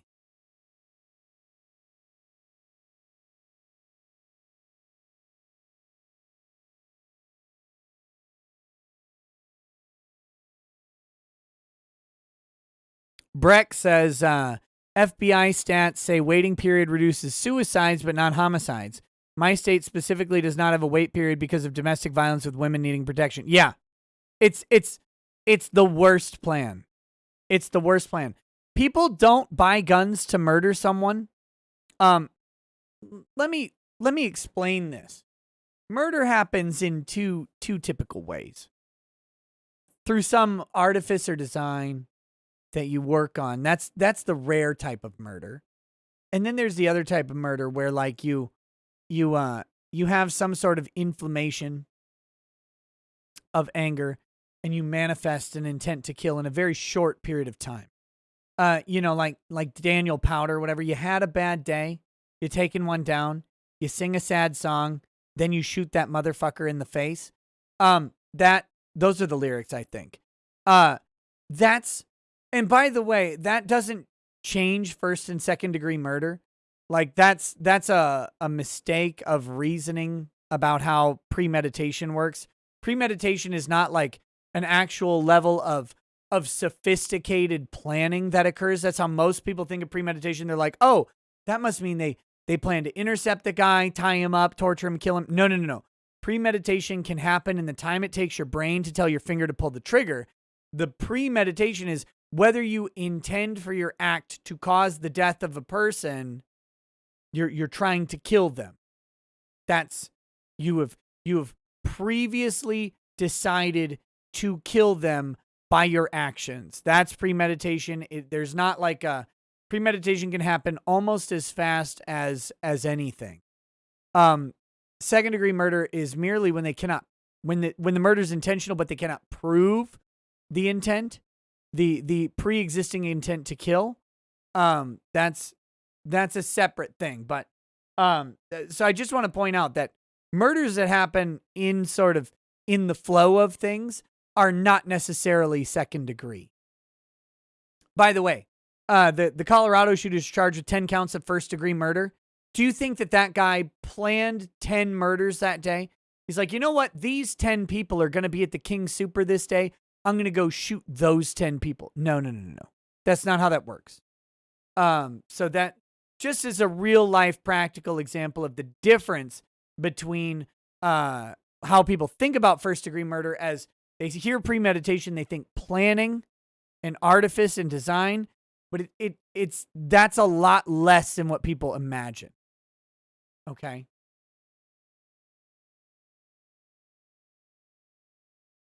So anyway, this is not how murders work. Murders are not something where typically not someone like, I want to kill X. Here's what I need to do. I need to go get a 38 special and then I can kill them. That's not how that works.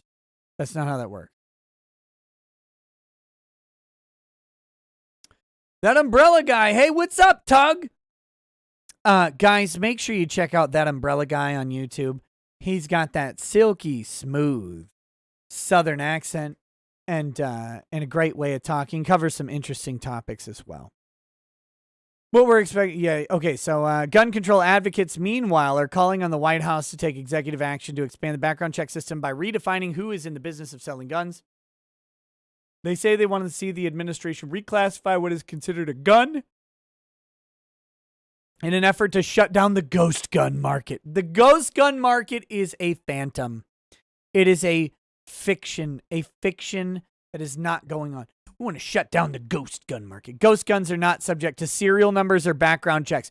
If you sell a gun, it is subject to a serial number. Period. Period. You could 3D print the entire fucking thing. You can't actually. I think you need a solid lower. But you could 3D print and CNC your own gun. The moment you transfer that gun's ownership to someone else, it needs a serial number. That's the law. That's the law. So if people are transferring ghost guns without serial numbers or without the required amount of metal in them or whatever it is that they're doing, they're already violating the law. They're not going to do a background check. They're already criminals. You know what? I want to log my criminal activity with the government.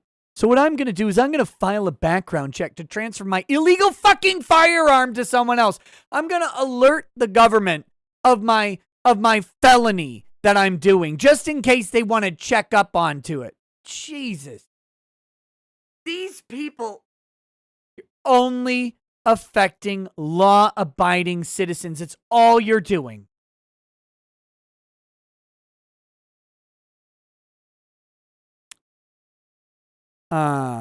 IWD says rigid gun control certainly hindered those IRA dudes and that McVeigh guy. Totally. We just grew up in a parallel 90s or something. Yeah, no kidding. Crackbot says the case I am referring to is Caniglia versus Strom. I'm not gonna look it up right now. I'm gonna pull it up so I can read it later. I'm not that's the one coming up tomorrow. You said I'm not familiar with it. I'll read up on it. Maybe we can do some coverage. Okay. Oh man, I'm just ranting today. We haven't even gotten to the Jersh case. Let's do this one last thing.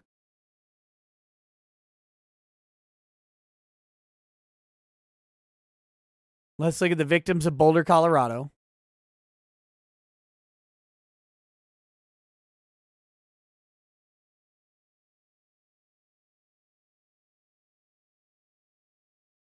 I don't want to listen to this hooker. Hold on.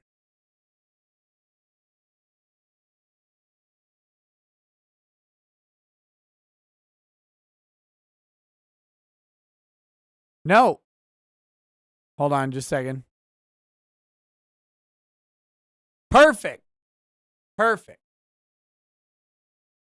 So this is what we know about the Boulder, Colorado's victims.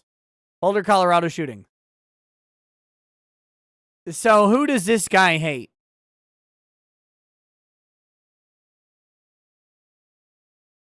Who does this guy hate?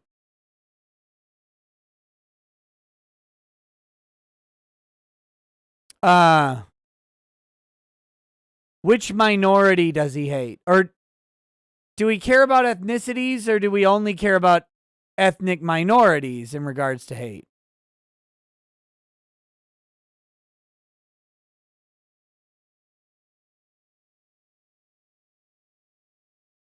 So anyway, we've got a bunch of white people. 1, 2, 3, 4. 4 white males.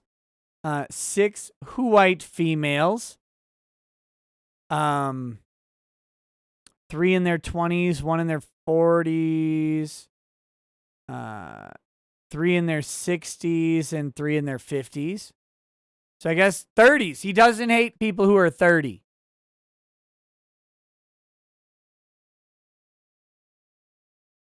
He doesn't hate people who are 30.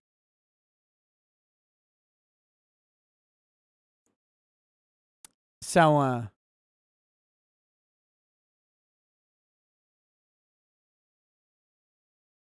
this is it, right? Here's the thing. Here's the reality of the mass shooter. This guy just shot whoever was at the fucking King Super.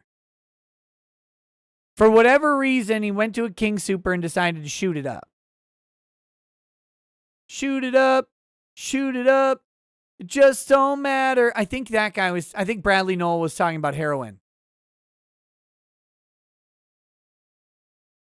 Anyway, he went to a King Super and he shot up who was there. I'm pretty sure the Atlanta guy went to a massage parlor and shot up whoever was there. Because mass shooters,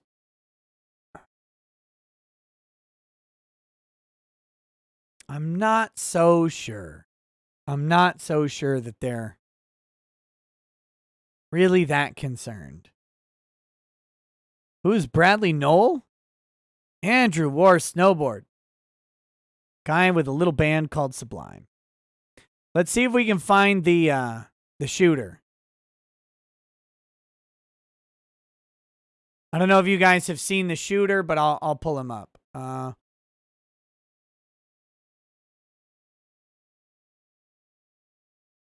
Everybody is Oh, this one's from 34 minutes ago. This should be right up to date.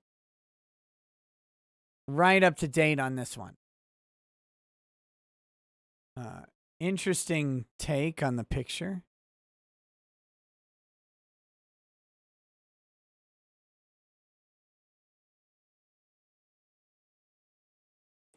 So this is Ahmad Al-Aliwi Alissa. Law enforcement officials and former associates of a 21-year-old accused of killing 10 people at a Colorado supermarket described the suspect as someone prone to sudden rage who was suspended from high school for a sudden attack on a classmate that left the student bloodied. Ahmad Al-Aliwi Alissa, who is from the Denver suburb of Arvada, was booked into jail Tuesday on murder charges a day after the attack at a King Soopers grocery in Boulder. He was due to make his first court appearance Thursday. Alissa had bought an assault weapon on March 16th, 6 days before the attack. Oh, man. I guess that 10-day ban would have done it. It would have done it. The 3-day ban wasn't good enough. The 10-day would have done it. That would have stopped him, according to an arrest affidavit. Investigators have not established a motive, said Boulder County District Attorney Michael Doherty. It's not immediately known where the suspect purchased the weapon. Among the dead was Boulder police officer Eric Talley, who was the first to arrive after responding to a call about shots fired and someone carrying a gun. A law enforcement official briefed on the shooting said the suspect's family told investigators they believe Alissa was suffering some type of mental illness, including delusions. Usually have to be crazy to kill 10 people.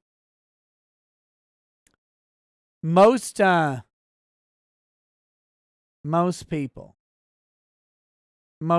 who shoot 10 people are a little bit crazy.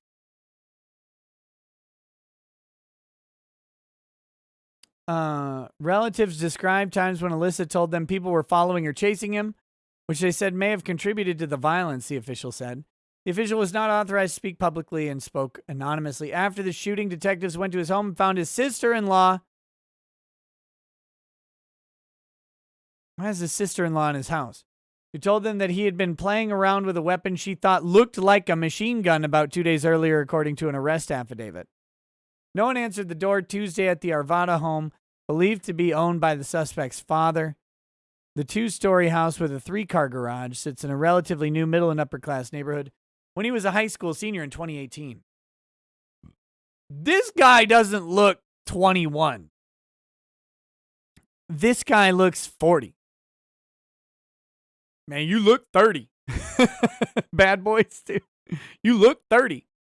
Sorry. I can't say the first word of that because it's the privileged N-word. Let's see. When he was a high school senior, Alissa was found guilty of assaulting a fellow student in class after knocking him to the floor, then climbing on top of him and punching him in the head several times, according to an affidavit. Alissa got up in classroom, walked over to the victim, and cold-cocked him in the head. Kind of like redo of The Healer. The affidavit read, Alissa complained that the student had made fun of him and called him racial names weeks earlier, according to the affidavit. An Arvada police report on the incident said the victim was bloodied and vomiting after the assault. Alissa was suspended from school and sentenced to probation community service. One of his former high school wrestling teammates, Angel Hernandez, said Alissa got enraged after losing a massive match in practice once. letting out a stream of invectives and yelling he would kill everyone. Hernandez said the coach kicked him off the team for the outburst. He's one of those guys with a short fuse, Hernandez said.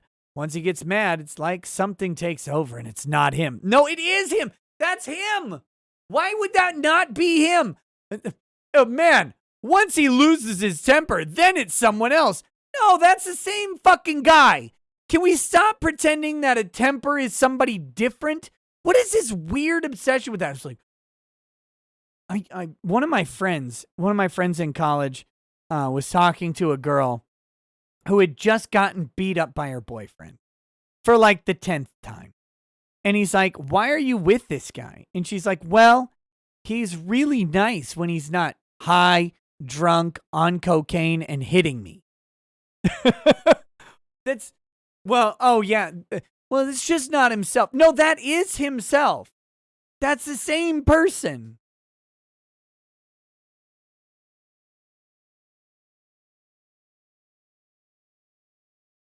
Hernandez said Alyssa would act strangely, sometimes turning around suddenly or glancing over his shoulder. He would say, did you see that? Did you see that? We wouldn't see anything. We always thought he was messing with us. Arvada police investigated but dropped a separate criminal mischief complaint involving the suspect in 2018. The man was also cited for speeding in February. Oh, that's where they should have got him. Our community is obviously concerned and upset that the suspect lived here. Well, after a dark Tuesday night, about 100 people mourned at a makeshift memorial. Who cares? 4 young girls huddled in the cold. Here's about the dead.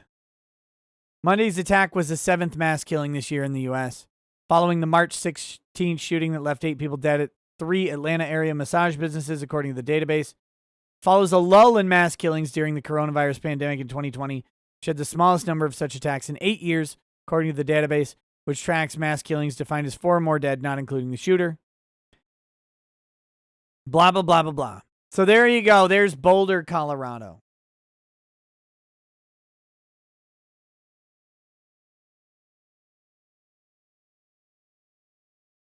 That's that. Yeah, gun control is going to solve that guy's problem.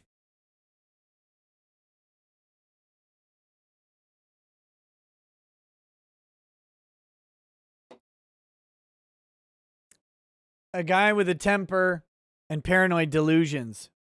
You know what? Gun control. You know what they didn't mention, by the way? That guy was never hospitalized, according to the story. Guy's never hospitalized or anything else. Background check wouldn't have stopped him from buying a gun.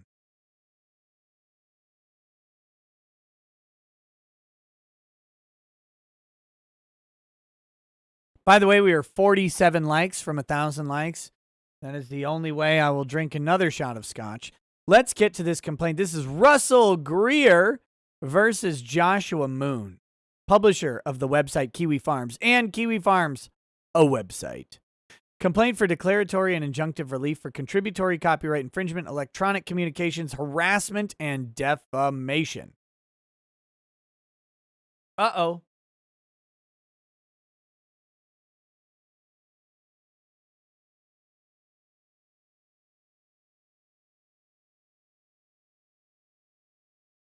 So this case was actually filed back in 2020, September 24th of 2020. However, the reason we're covering it today is very, very special. Russel Greer had not properly served Joshua Moon, right? Similar in problem to Melinda Scott. Haven't served him.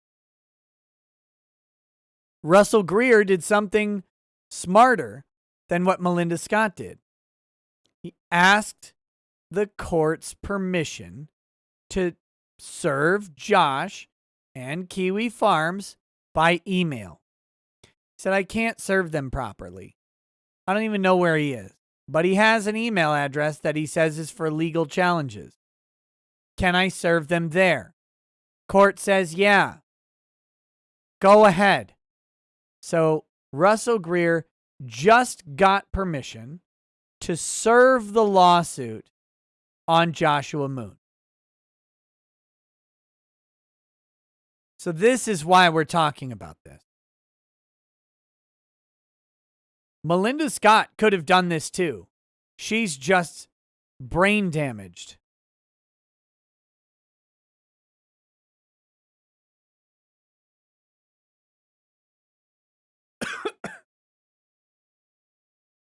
Doesn't go down as easy as Yellow Spot.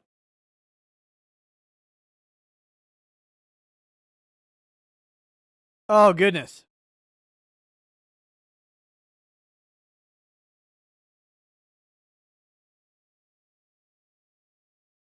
Ryan Conley, nothing. Russel Greer represents himself.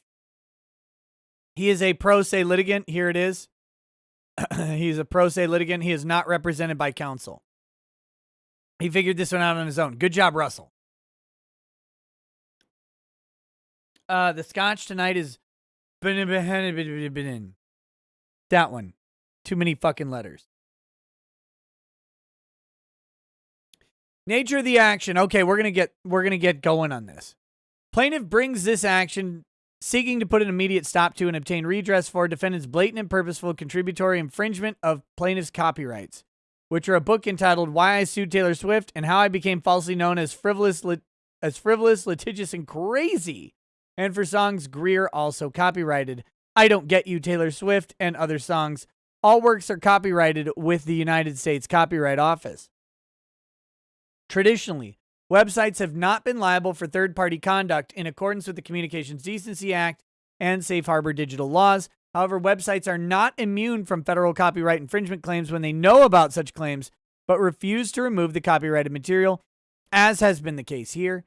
Additionally, separate from the copyright claims, defendant's website, Kiwi Farms, is a hub for harassment, stalking, and doxing.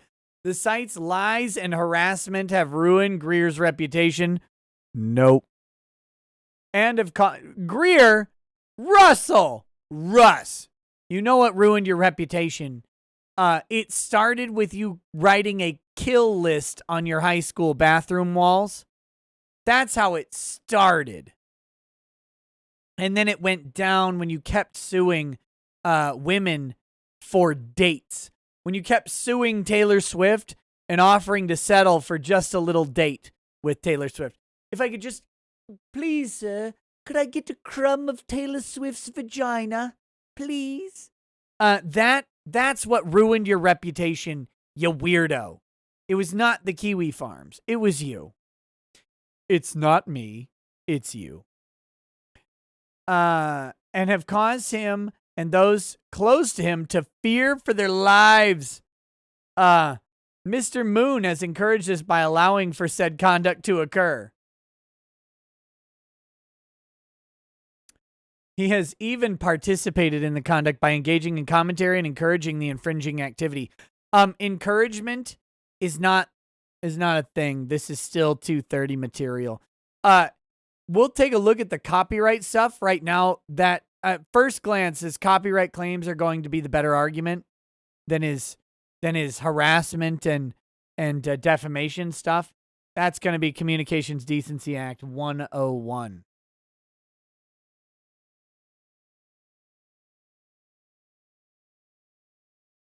Defendant's conduct is causing and unless immediately enjoined will continue to cause enormous and irreparable harm to the plaintiff.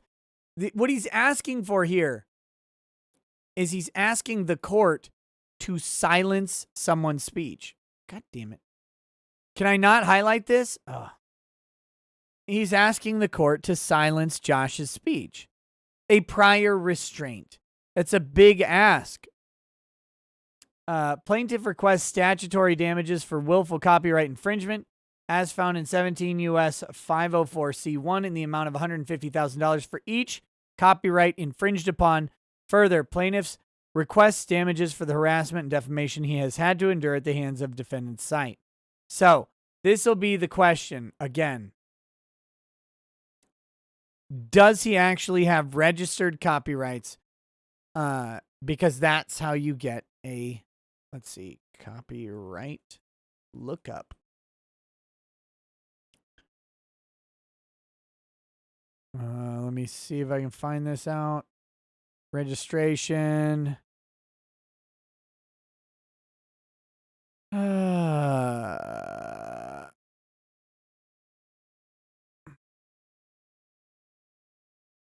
Search the public catalog. Russel Greer. Begin search. Search by name, sorry. Did I spell it wrong? Oh, 2 L's. Oh, shit.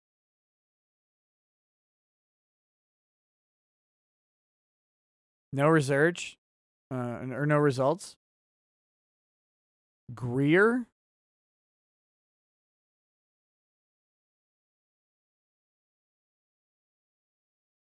Oh my God, there's 4,000 pages of Greer. Maybe if I do Greer Russell. Search.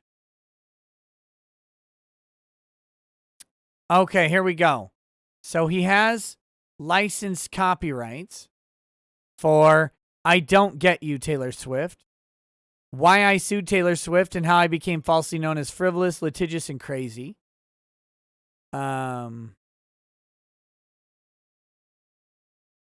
Always Yours, an original screenplay? Oh, I want to see that. I want to see that right now. Damn, I bet that's good. So he does have a registered copyright for Why I Sued Taylor Swift. So what is he talking about here? In the Why I Sued Taylor Swift, I Don't Get You, Taylor Swift. Okay, so those do have 2 active copyrights. They are 2019 and 2017, respectively. Jurisdiction and venue. So let's see where this is brought. This is brought in the District Court for the Central District of Utah Central Division. We've already got a problem. Russell's already got a huge problem in this case. This is a civil action seeking damages and injunctive relief for copyright infringement under the Copyright Act of the United States. This court has subject matter jurisdiction over the copyright infringement actions pursuant to 28 U.S.C. 1331, 1338A. As for the harassment claims, the court has jurisdiction because there is complete diversity between the parties. Venue is proper in this district, pursuant to 28 U.S.C. 1391B and or 1400A. This court has personal jurisdiction over defendants, as defendant has purposefully availed himself into this court's jurisdiction, as he has caused directly and indirectly for his users to infringe. Nope. What? Can somebody just fucking call me? Can they just call me when they're gonna sue somebody? I'm gonna sue somebody in Fed court. Who are you gonna sue? Joshua Connor Moon. What Fed court are you gonna sue him in? Utah. Has Josh ever been to Utah? I don't fucking know. Then don't sue him in Utah, you dumbass! Click. Why would you do immediate dismissal on jurisdictional grounds? Immediate dismissal.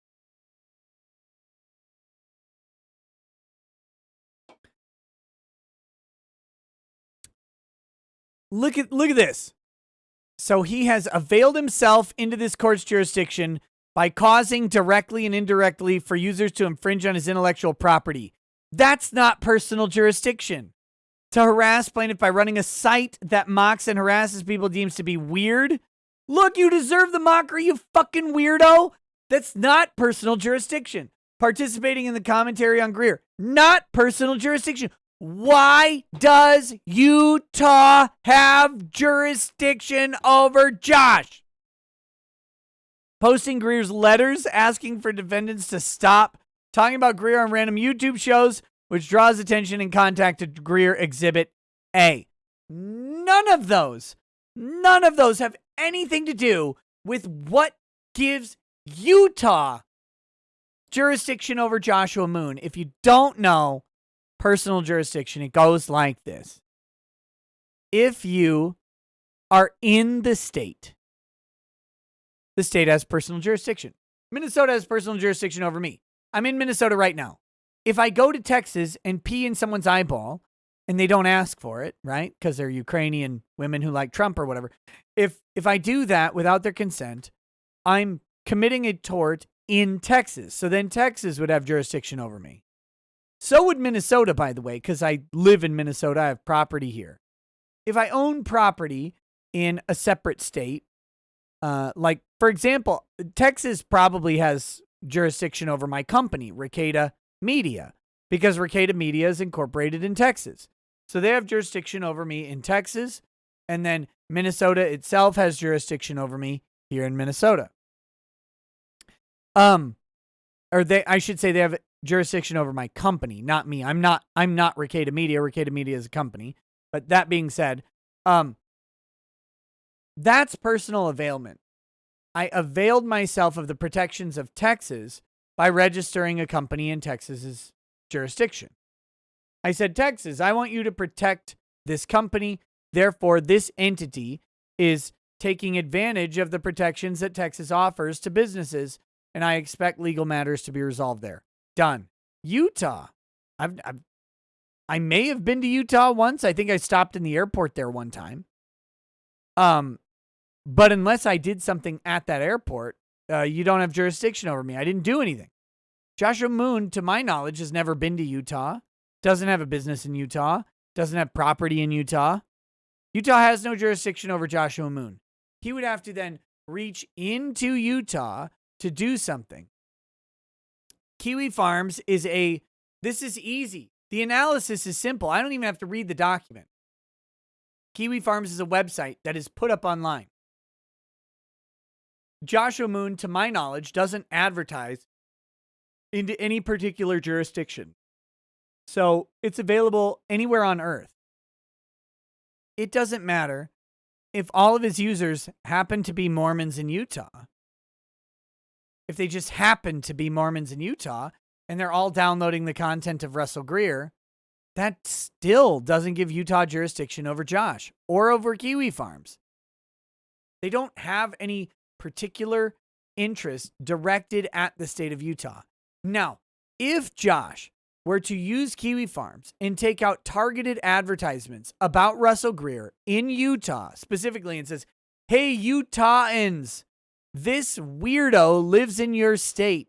You should call up your local Mormon exorcist and his 7 wives and have him exorcise Russel Greer out of it. That might give jurisdiction to Utah, because that would be directing activity into the state. That would be directing activity there. Why Mormons? Because Russel Greer is ex-Mormon. That's the only reason. That would be directing activity there. But other than that, just hosting a web page or YouTube show or a podcast or whatever, where anybody anywhere can just grab it, you are not directing activity into a place. Into a place at all. Plaintiff Russel G. Greer resides in the state of Utah. Plaintiff's life and livelihood have been severely damaged by defendants? Nope. By you, buddy. It's you. And the users on the site the defendant manages. Greer also has facial disability, and that is in part why Moon's site harasses Greer. If you don't know who Russel Greer is, Sam, Latter-day Saints do not believe in bigamy or polygamy. So I'm not actually talking about Latter-day Saints. I'm talking about the offshoot Mormon sects that still believe in polygamy. I'm not talking about you. You know this. How many wives do you have? Probably 1 or less. Can't have 2.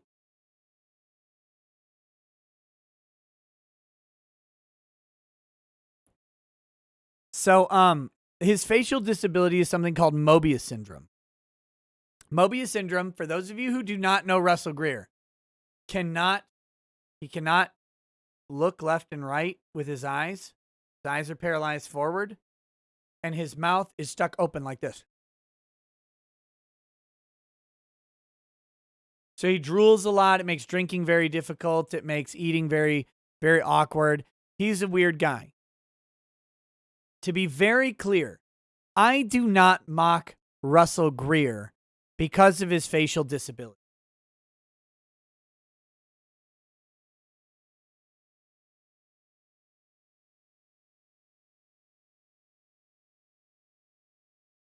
I unlocked Russel Greer's facial disability because Russel Greer's a piece of shit. That's what I do. It's not because of his facial disability that I unlock him. It's because he's an awful person.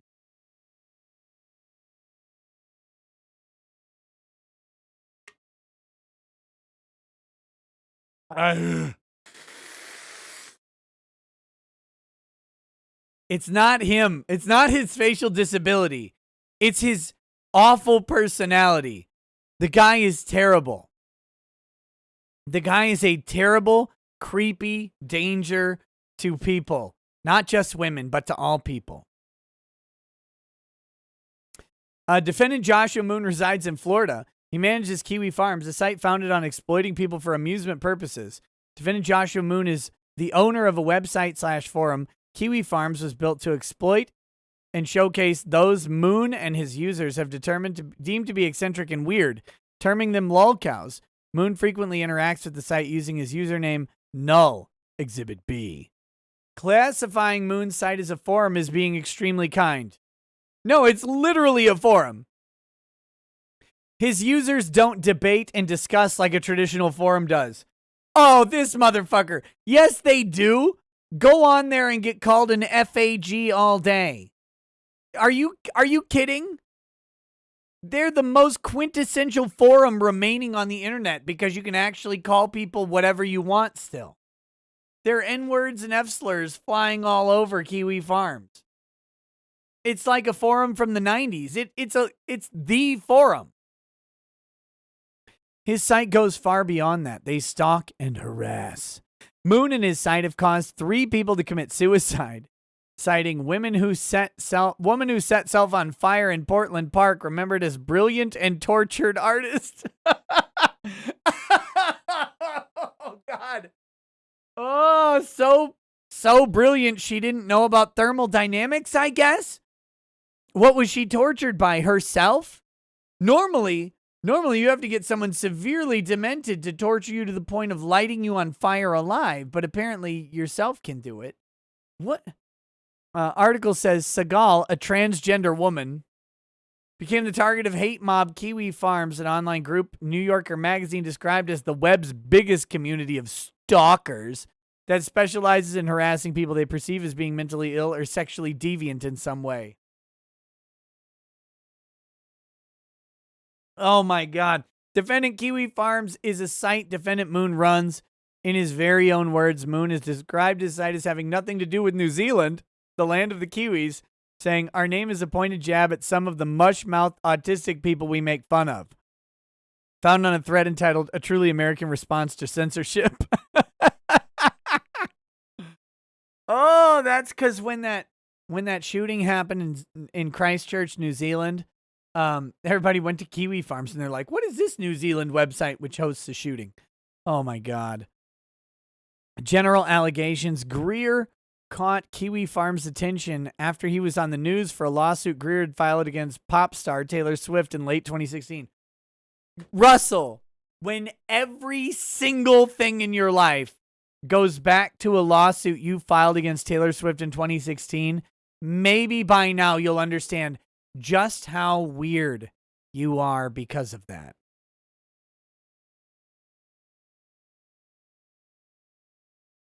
Shortly after the event, Greer Googled himself and found that he had been put onto Kiwi Farms. At the time, Greer thought it was just a random forum site and ignored said site. It wasn't until Greer began receiving harassing messages through phone, email, and social media that he realized how difficult that site was becoming. With links on the site being sent to him, the users on Kiwi Farms began to put Greer on other troll sites like Encyclopedia Dramatica, which is a libelous and bizarre form of Wikipedia, and twisted Reddit threads. Easy peasy, he's coming for you next. This is a pattern that Kiwi Farms does to all of its victims, which is well documented. Show the evidence that the Kiwi farmers put you on Encyclopedia Dramatica, and not just that the Encyclopedia Dramatica people also found you and went, oh, this guy's crazy.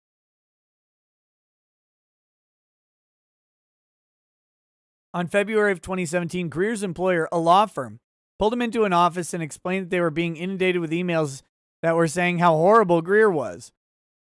One message falsely claimed Greer was using a work phone to look at pornography. Greer, what were you doing? Greer even received links to websites on his work email, which Greer found surprising because he had not disclosed his work email address. This is all linked back to Kiwi Farms. How? How is you looking at porn on your work phone linked back to Kiwi Farms? That's you.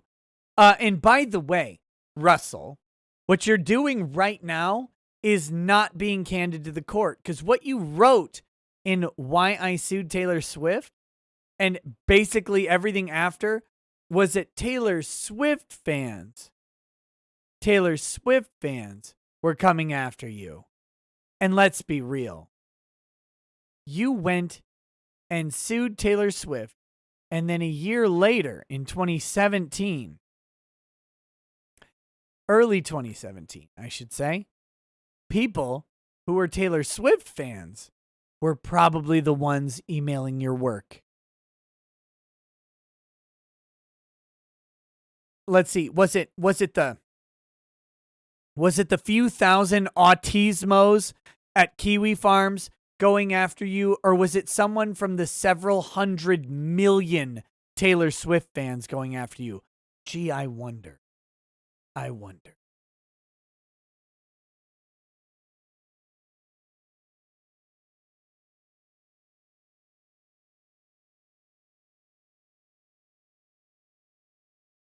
Here we go. I have an artist representation of Russel Greer. Are you guys ready? This is an artist rendering of Russel Greer. Do you follow Taylor Swift? Yes. On Instagram? No. There you go. That's an artist rendering of Russel Greer. Gonna coom. Okay. That, by the way, is like my favorite meme of all time. One, let's just pull that back up again.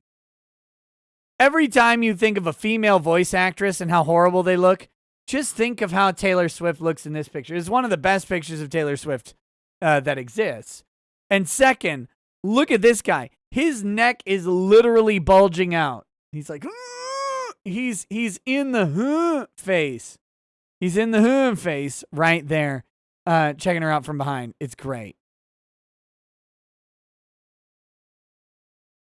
On February, videos began to pop up on YouTube warning people that if they didn't date Russel Greer, he would sue you. An obvious reference to the twisted news stories. Greer was able to remove the video, but other videos of him began to pop up. Russell, you asked for settlement as a date. It's a date. You offered a date to Taylor Swift as settlement for your lawsuit. You literally sued her to go to dinner.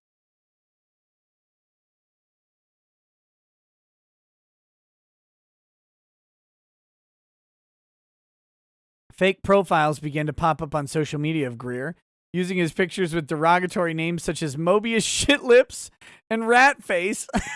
Oh no! On Kiwi Farms, there are users who are Greer's pictures, who use Greer's pictures for their user profiles, with some of the usernames being Ugly Troll for You, Zombie Face, and Rustard, which is a combination of plaintiff's name and the word retard. Oh, thank you, Russell. I wasn't sure.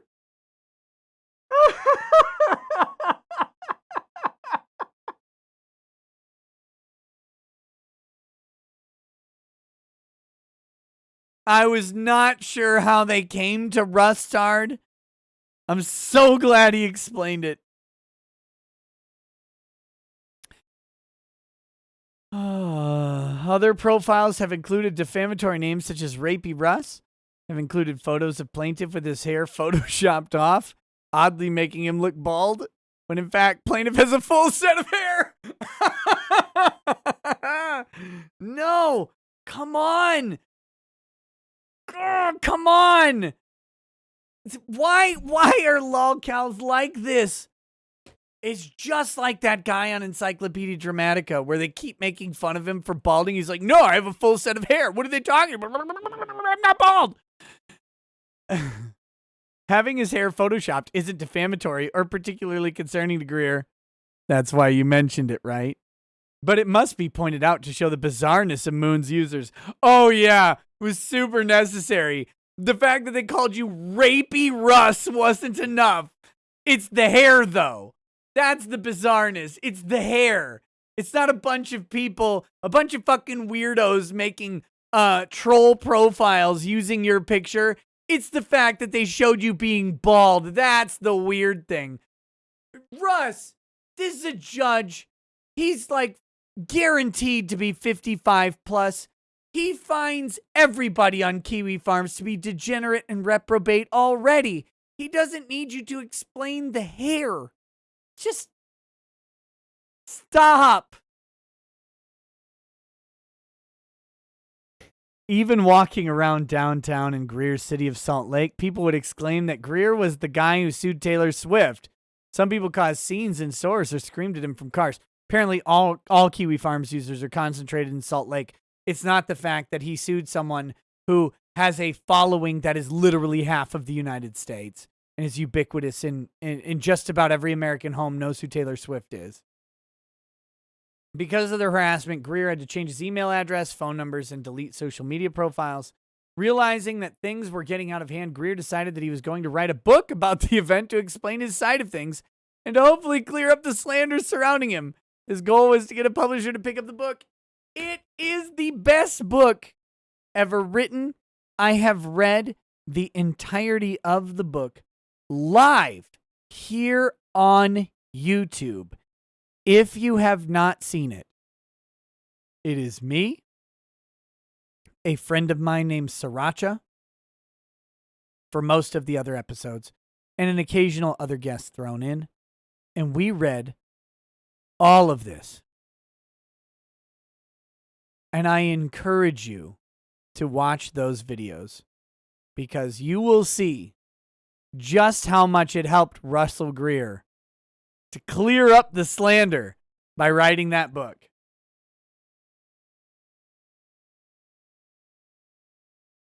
You want a link to those? Just a second. I may even have a playlist of Russel Greer books.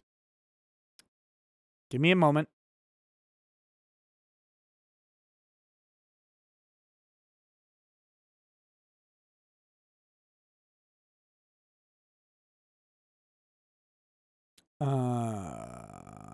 Come on. Do I not have a Greer playlist? Am I that bad at this?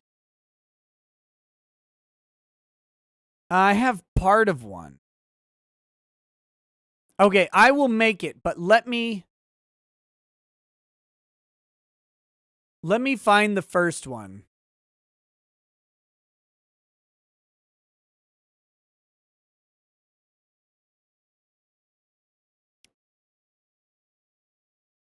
Let me find the first one here.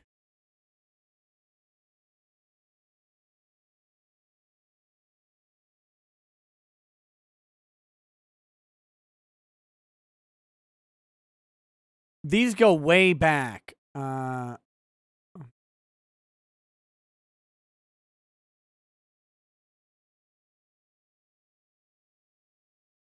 going to have to just make a specific playlist on this because I have Russel Greer suing Taylor Swift.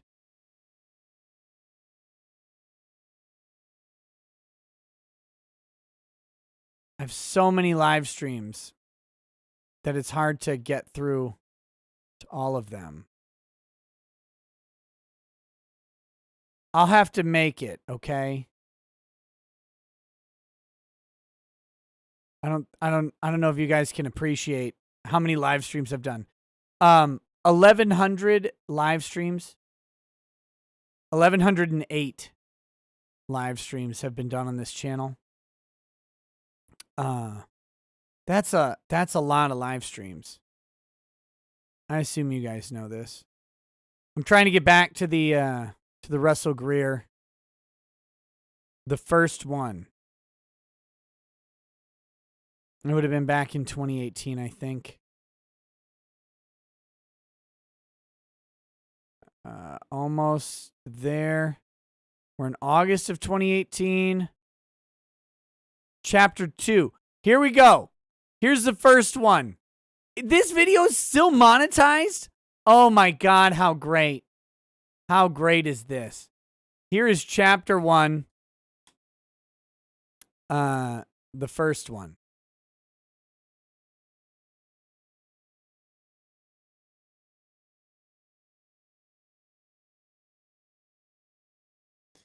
Posted it a few times in the chat there. No book publishers or agents were interested in his book. Weird. So Greer decided to self-publish the book on Amazon. He would do his own marketing. Greer copyrighted the book with the Copyright Office, as found in 17 U.S.C. 408 to 410. The book has the registration number of TX00084695519. He received a certificate of registration. Exhibit D, a copyright application was filed before the infringement began. The book was entitled Why I Sued Taylor Swift and How I Became Falsely Known as Frivolous, Litigious, and Crazy, numbering at 175 pages. Greer invested nearly a year writing the book and even hired an animator to draw a comic intro. He did. He wanted his story to be as appealing as possible. Exhibit E, did he put this fucking book in? No, he didn't do all of it. Just the intro, I'm guessing, because this is only a 106-page PDF. In late October of 2017, Greer was fired from his job and evicted because of the trolls on kiwi farms. Oh, you're going to have to back that one up, buddy. That's a conclusory statement. With his landlord expressing fear that the trolls would ruin the landlord's business, which was a gym facility. Landlord also didn't understand the Swift situation. Trolls had already sent pizza delivery guys to the landlord's house. The landlord just didn't understand.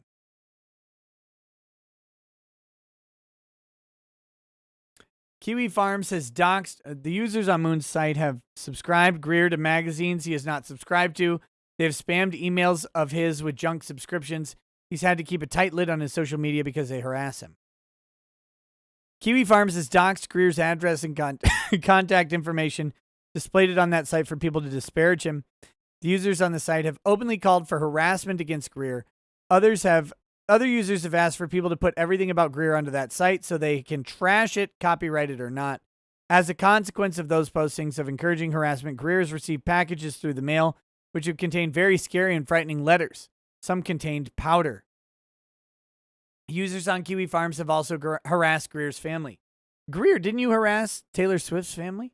In the summer of 2017, Greer received a phone call from a separated relative who informed Greer, this is his sister, that she no longer wanted to communicate with Greer because of all the trash on Kiwi Farms. From plaintiff's understanding, the family member was upset because the person had pretended to be Greer and had posted information about this family member on various forums. However, the family member thought and still thinks it was Greer doing the harassing. Although Greer vehemently denies ever doing such a thing, Kiwi Farms has caused family damage to Greer. Greer has struggled to find and keep jobs because of Kiwi Farms. Many employers and potential employers have come across the site and have taken the smear and twisted narratives as fact and have thus fired and denied work to Greer. Skimming through the site himself, Greer has found many half-truths and lies about himself. Half-truths, huh? Other people have looked on the website and claimed that how Kiwi Farms portray him is nothing how Greer is in person. Well, in person, is he suing you? In addition to misunderstandings involving Swift, Greer has been engaged in other causes, like trying to legalize prostitution, which Kiwi Farms has dubbed Greer a sex pest because of it. It's not because you're trying to legalize prostitution, Greer. That's not why. It's because you stalk women, like the stripper that you stalked until she had to tell you to stop, or Greer, or Ariana Grande, or Katy Perry. They've even harassed businesses that Greer has frequented, warning the business about Greer and have caused him to be banned from a few places. Users on Kiwi Farms have weaponized that site against Greer, warning people who are complete strangers to those users to stay far away from Greer and to Google him. One of Moon's users posed as a reporter and wanted to interview Greer for Medium. That's not posing a reporter. Anybody's a reporter on Medium. Anybody. The guy had bogus credentials, and he ended up writing the article about Greer after Greer refused, and his article got quite a bit of traction and portrayed Greer in a false light. The fan who sued Taylor Swift, Medium.com. Other users have pretended to be real people like entertainment agents and reporters and sympathetic fans to dupe Greer. Anybody can go on Medium and write. It's not like I have a Medium account. I haven't written to it in a long time. I tried using it for SEO purposes a long time ago. I stopped. But anybody can do that and then claim they're a reporter. The harassment is linked to Kiwi Farms because Greer's social media handle is listed in his featured section on the site. Also, the trolls screenshot everything Greer does, put it on the site, which encourages users to harass Greer. And because harassers have linked Kiwi Farms to the harassment, Exhibit 1. As a point to clarify, Defendant Moon has, per an editorialized disclaimer dated 1/2018, warned his users not to contact Greer. However, it seems Moon has either forgotten about the editorialization or it's a decorative disclaimer and it's not enforced because, as demonstrated below, people still harass Greer and Moon has contributed to the harassment. Has he contacted you? Another victim of Kiwi Farms puts it more poignantly. The website is filled with admonitions to not contact people in real life, but these have a tongue-in-cheek feel, as if the real message is, if you do this, you're a deviant. Please, oh please be a deviant. Yes, the farms is always looking for farmers to become the cows. Spend much time reading through the Kiwi forums and you'll quickly see the rules not enforced. Hunting for trolls on an anonymous forum. Who wrote this? Who wrote this? I gotta find it. Allow. By Johnny Freedom. Who's Johnny Freedom? I wonder who this guy is and where Kiwi Farms touched him. Johnny Freedom is a writer-researcher documenting the banality of evil. Copyright infringement of Greer's books. Greer filed an application for copyright on 10/22/2017 before the infringement occurred, and their certificate lists that day as the effective date of registration. In November 2017, Greer published his book. Unsurprisingly, Kiwi Farms users gave his book bad reviews on various fronts. On Goodreads, a site where readers can review books, the users on Kiwi Farms have left very mean and hate-filled messages about Greer and his book. Currently holds a 1.5-star rating out of 5 stars. I disagree. It's a 5 out of 5 book. Easily.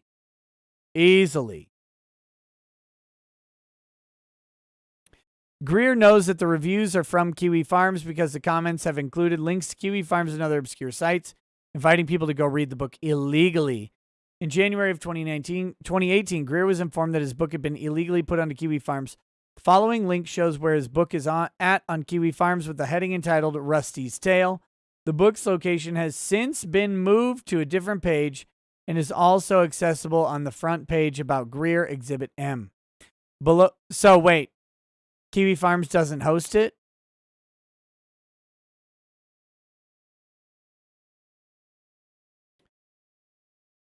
Below the title Rusty's Tale is a Google Drive link to Greer's book. Somebody created a copy of Greer's book and put it in a Google Drive file that is accessible on Kiwi Farms.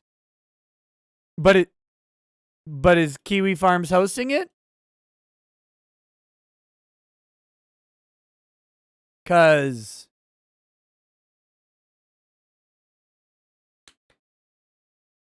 I'm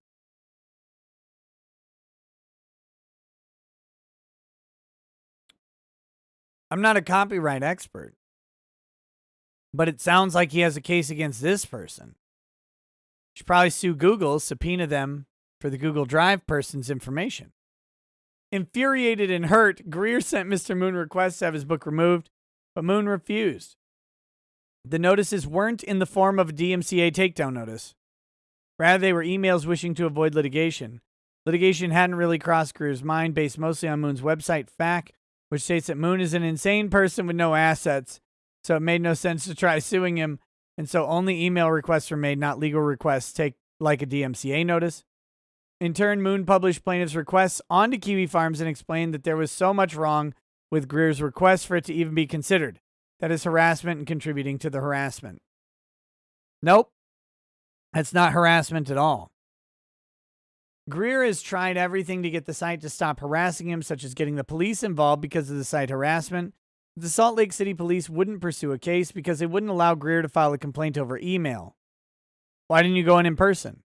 Although Officer Hernandez, an officer Greer spoke with, said to ask Moon once more to remove his stuff, the police only allowed phone complaints, which Greer was not comfortable doing because of his disability, and so a complaint was never filed. A year earlier, Greer had filed a police complaint against a specific user, but nothing ever resulted from that. It should be noted that other victims of Kiwi Farms have called the police because of the atrocious behavior coming from the site, so seeking the site harassment to stop is nothing particular or peculiar. Other users on the Kiwi Farms have created unauthorized audio recordings of Greer's books and have put them on various sites. One infringer, using the hashtag SpazFace as a direct discriminatory insult against Greer, Kiwi Farms has links to these audio recordings, Exhibit O. Copyright infringement hasn't been your run-of-the-mill infringement. They have put a copy of his book on the site for anybody to view and to save on their devices via the Google Drive link listed on the site and on the front page, and have thus purposely deprived Greer of making money. Russ, stop it. And have deprived him of having the ability to try to clear his name with a book that was written for the express purpose of doing just that. This has been demonstrated with marketers refusing to market the book because it has bad reviews, not understanding that Kiwi Farms is behind the reviews. It's all those damn Kiwis.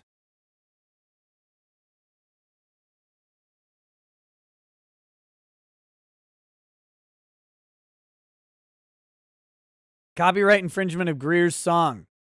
Seeing that his book had hit a snag because of the bad reviews, Greer decided to write a song because he felt he could bring awareness better with the song. Yeah, you know what? That's what often happens to people. They write a book. They're like, I'm gonna use this book to raise awareness about my situation. Damn, my book is flopped and getting trolled by everybody ever. You know what I'll do? I'll fix it. I'll write a song. That's how we're gonna fix that one. He wanted to bring awareness to celebrity misrepresentation and cyberbullying. Of course, that is his opinion he has gathered after doing research and talking with people. Investing his own money writing and producing the song with professionals, Greer finished the song in April 2019. The song was entitled I Don't Get You, Taylor Swift, and is registered with the United States Copyright Office with the number SRU0013666535, Exhibit Q. He filed an application for copyright on 4/12/2019 before the infringement occurred, and the certificate lists that day as the effective date of registration. Greer paid CD Baby, a music distributor that publishes and distributes the music of independent artists, to publish his song and to place it on major music platforms like Spotify and Apple Music.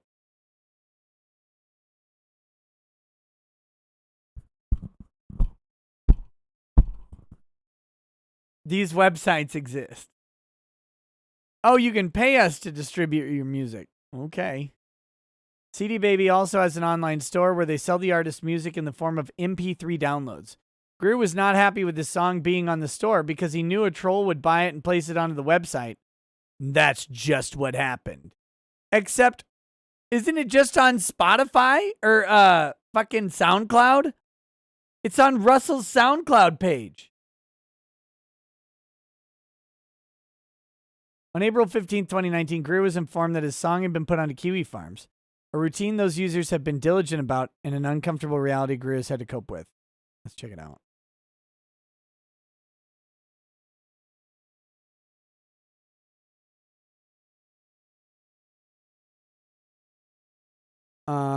Here we go. You know what makes me really happy? I'll show you.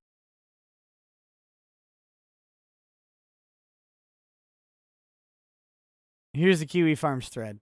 This is what makes me really happy. That one. This guy is copyright infringing my thumbnail of Greer versus Swift. It's copyright infringing it.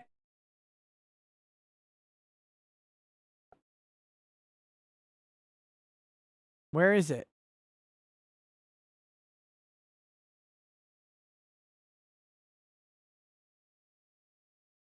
So it's not, well, so he linked it But the link doesn't actually have the...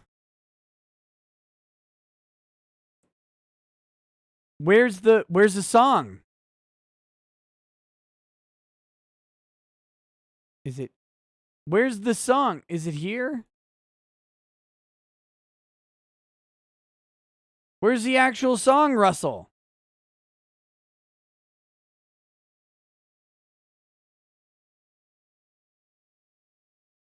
I'm noticing a distinct lack of song.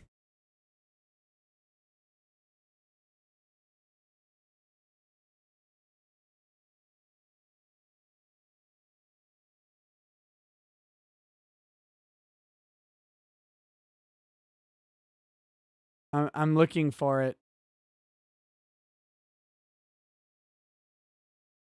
I thought I saw my name for just a second.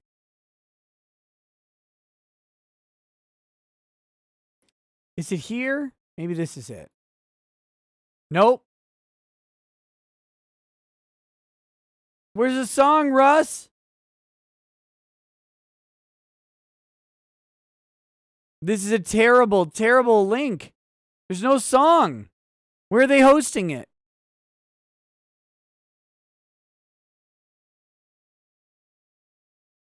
All right, so you can see the problem here. Upon investigating, Greer was horrified to find that the MP3 of the song is indeed on Kiwi Farms. The link can be found here, but it's not there. It's not there. The user who posted the song, Mosif Jartelli, wrote, "Enjoy this repetitive turd." Greer's frequent harasser, Russ Tard, remarked, "Holy shit, it is. Upload it here so no one else accidentally gives Russ any money." Oh, damn. This comment cements Greer's claims of the trolls seeking to ruin his life. Not only have they willfully infringed on Greer's copyright, they've openly conspired to steal Greer's work and deprive Greer of money. This is harassment. That's not conspiring. I mean, that's one person doing it. With the truth finally out in the open of the user's intent to harm Greer, plaintiff decided to prepare for legal action by sending Mr. Moon a DMCA takedown notice. The infringement of his song was harmful because his song wasn't on streaming services yet, and he hadn't advertised the CD Baby store location. Thus, hundreds, if not thousands, of plays on Greer's song was being had, and Greer wasn't being compensated for it. Greer waited an entire month for his song to be out on streaming services. Why? What took a month? Plaintiff then discovered that CD Baby didn't want to distribute the song, so Greer had his song removed from the CD Baby store. He ended up hiring another distributor to distribute the song onto different streaming services, which they did. However, during that gap of time from waiting for his song to be officially put online to it finally being put onto streaming services, Mr. Moon's users, with Moon's knowledge, have spread Greer's song across different sites and have even put the song onto a lyric site where they brag about Greer accidentally publishing the song and then they derided it.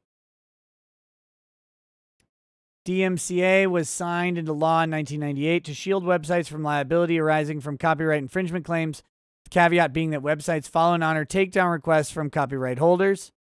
Since defendant manages a website, he is expected to honor all properly formed DMCA requests. Okay.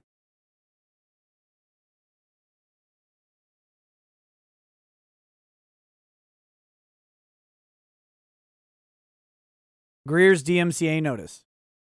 17 U.S., it's USC, by the way, 512C, allows for a copyright holder to send notification of infringement to a designated agent of a service provider.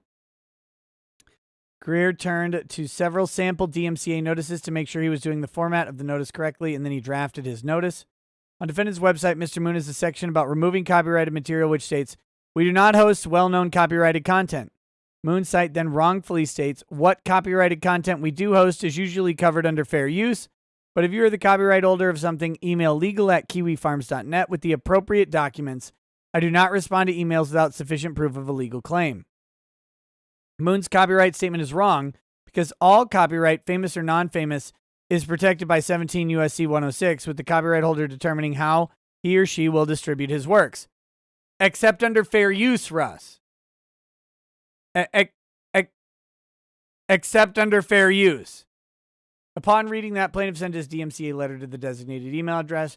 Greer had to send 2 versions of his DMCA notice because he initially was unable to locate all of the infringing content because defendants have over 1,000 threads on him.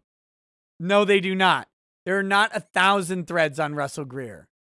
But his final DMCA notice, included in Exhibit S, contained the exact links and locations of his copyrighted work, satisfying all the elements of the federal statute. Mr. Moon published Greer's DMCA request on the Moon site in a thread entitled, "Take That Off the Goddamn Internet." Along with publishing the DMCA request, Moon also published Greer's private contact information. And as a result, many of Moon's bizarre users began to harass Greer with messages sent to his email, including one with the email address titled, "Hitler did nothing wrong." Oh, no. No. No, Kiwi Farms. Bad Kiwi Farms. These users began telling plaintiff that his song was horrible and that they had distributed the song elsewhere. Mr. Moon then emailed Greer back and derided him for using a template for his DMCA request. Even though the takedown notice was followed from a law website, it still followed the federal statute's guidelines for takedown notice. A physical or electronic signature, identification of the copyrighted work claimed to have been infringed, identification of the material that is claimed to be infringing or to be the subject of infringing activity and that is to be removed, or access to which is to be disabled, and information reasonably sufficient to permit the service provider to locate the material, information reasonably sufficient to permit the service provider to contact the complaining party, such as an address, telephone number, a statement that the complaining party has a good faith belief that use of the material in the manner complained of is not authorized by the owner, and a statement that the information in the notification is accurate. Mr. Moon then went on to explain that he knew who Greer was from his site and that Moon was waiving safe harbor protections and would claim fair use. He would not be removing Greer's copyrighted materials. Greer replied that Moon evidently doesn't know what fair use is, and Moon replied, "Try me," which inferred that Moon was daring plaintiff to sue him. Since that exchange, Mr. Moon's website has continued harassing plaintiff, and they have continued to exploit Greer's copyrighted material. They have inundated Greer's works with hate and have engaged in hate sprees to prevent anyone from buying Greer's song or book. For instance, when Greer was informed by his distributor that his song was available online, it had already received 1-star reviews, and Greer had not even advertised its location, thus proving that Moon's site has notifications every time Greer's name pops up, and they harass him at every chance they get. Greer believes they have Google alerts turned on for him. DMCA letters were sent in 2019, but no action was taken against Moon because a lawyer advised that although Greer could prevail in a lawsuit, Moon probably had no assets, and so Greer decided not to pursue legal action. What lawyer advised you of that? I mean, I probably said it online. Did I advise you of that? I have no idea. However, since that time, Moon's site has continuously harassed Greer and have misused his other copyrights, Yo-Yovana and Julianne's Smile.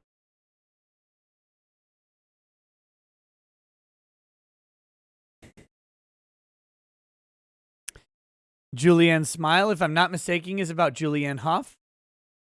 Russel Greer only writes songs about attractive celebrity women.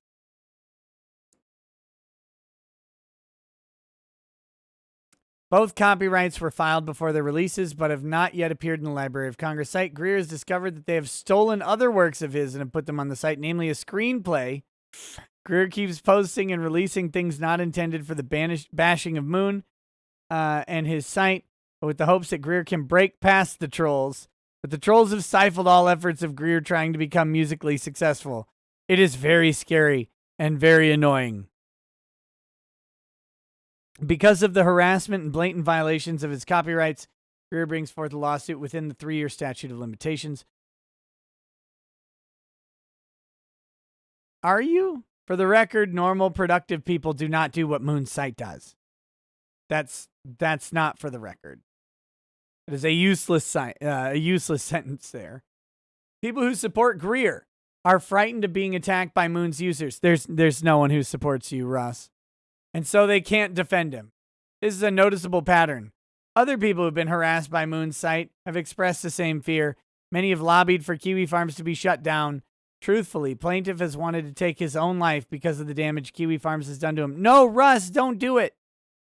Additionally, the actions and words on that site constitute incitement, hate speech, and fighting words. Russ, you can't just like read a primer on First Amendment exclusions and then say them.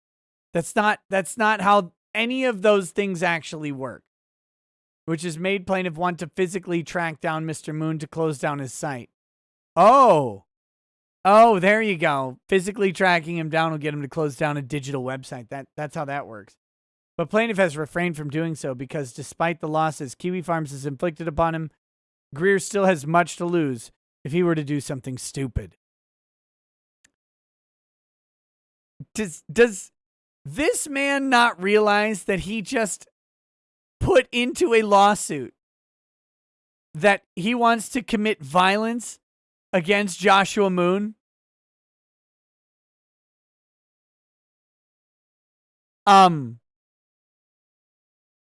Look, I'm not your lawyer.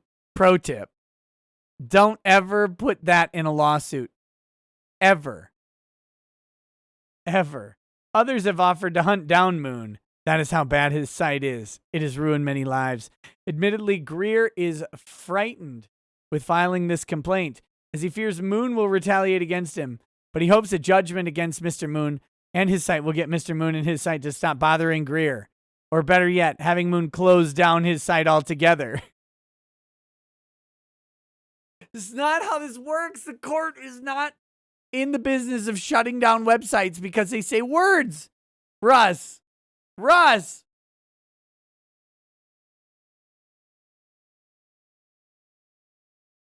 Greer is also petitioning this court for a preliminary injunction as he fears Moon's site will retaliate against him and his family for filing this complaint.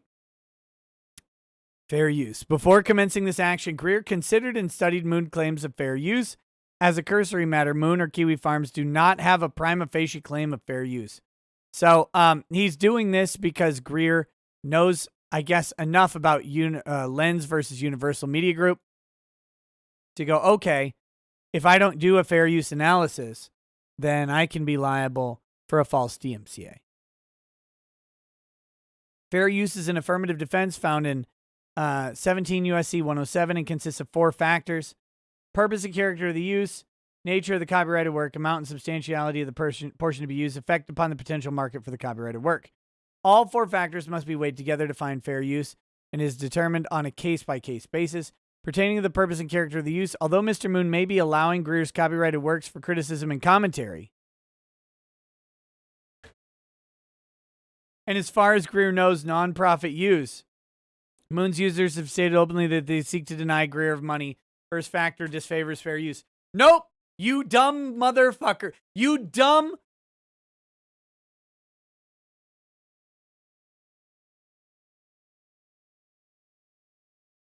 Joshua Moon is offering my work up for criticism and commentary. Therefore, fair use factor number 1 is in my favor.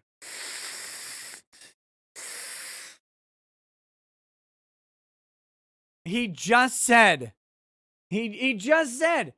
look, it's for criticism and commentary.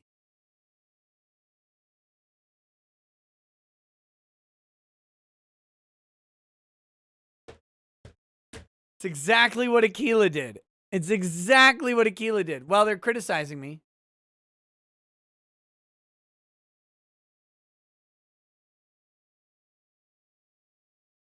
Pertaining to the nature of the use, Greer's works are creative and for entertainment. Although written about true experiences, they were written in a creative manner. Second factor disfavors fair use. He's right on that one. Pertaining to the amount copied, defendants are allowing the entirety to be infringed and copied from. He's right on that one. Sort of.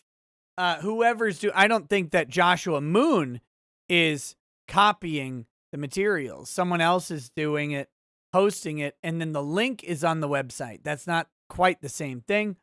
Third factor disfavors fair use. Lastly, pertaining to the effect on the market, the first factor can be tied in. Moon's users have openly stated that they seek to deprive plaintiff of money and have been distributing the song to other sites. Moon's users. These are not Kiwi Farms or Joshua Moon. The users are not the person is not the users. You can't hold the person liable for the acts of the users unless the person has some sort of duty that they've failed to do. Your fair use analysis is bad, you're bad. Defendants claimed a fair use did not survive, even at a prima facie glance. No. Factor 1, you actually admitted favors Moon. You just are dumb. And factor 4 is other people by your own admission.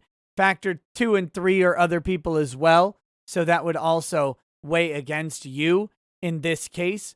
But you've said that it's users. Moon is criticism and commentary. His users are destroying the market, but that's the users doing it.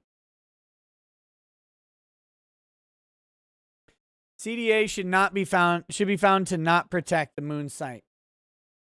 In 1996, when Section 230 of the CDA was enacted, which protects publishers of websites from third-party conduct, hate sites and troll sites were not a thought in Congress's mind. 24 years later, Congress is now mulling that hate sites, among other sites, need to lose their protection because internet harassment is a growing problem. Legal shield for websites rattles under onslaught of hate speech from New York Times in 2019. Sites of questionable character have already lost their immunity, namely sites that host prostitution. Trump signs bill amid momentum to crack down on trafficking. Signs a bill! That's a law, you weirdo! New York Times, 2018. Animal crushing sites and sites that sell illegal drugs are also not protected under 230. Yeah, you know, gore and illegal activity are specifically not protected under 230. That's in the fucking text. Court should find it does not extend. Legislative intent, as previously stated, was enacted before the advent of major sites we have today. Note, Kiwi Farms is much closer to a 1996 site than it is to a 2021 site. Much to Josh's chagrin, Kiwi Farms looks like the old internet. It looks like the bulletin board. It looks like the forum. It looks like Usenet. That's what it looks like because that's what it is. It's a holdover. So they absolutely were thinking about this.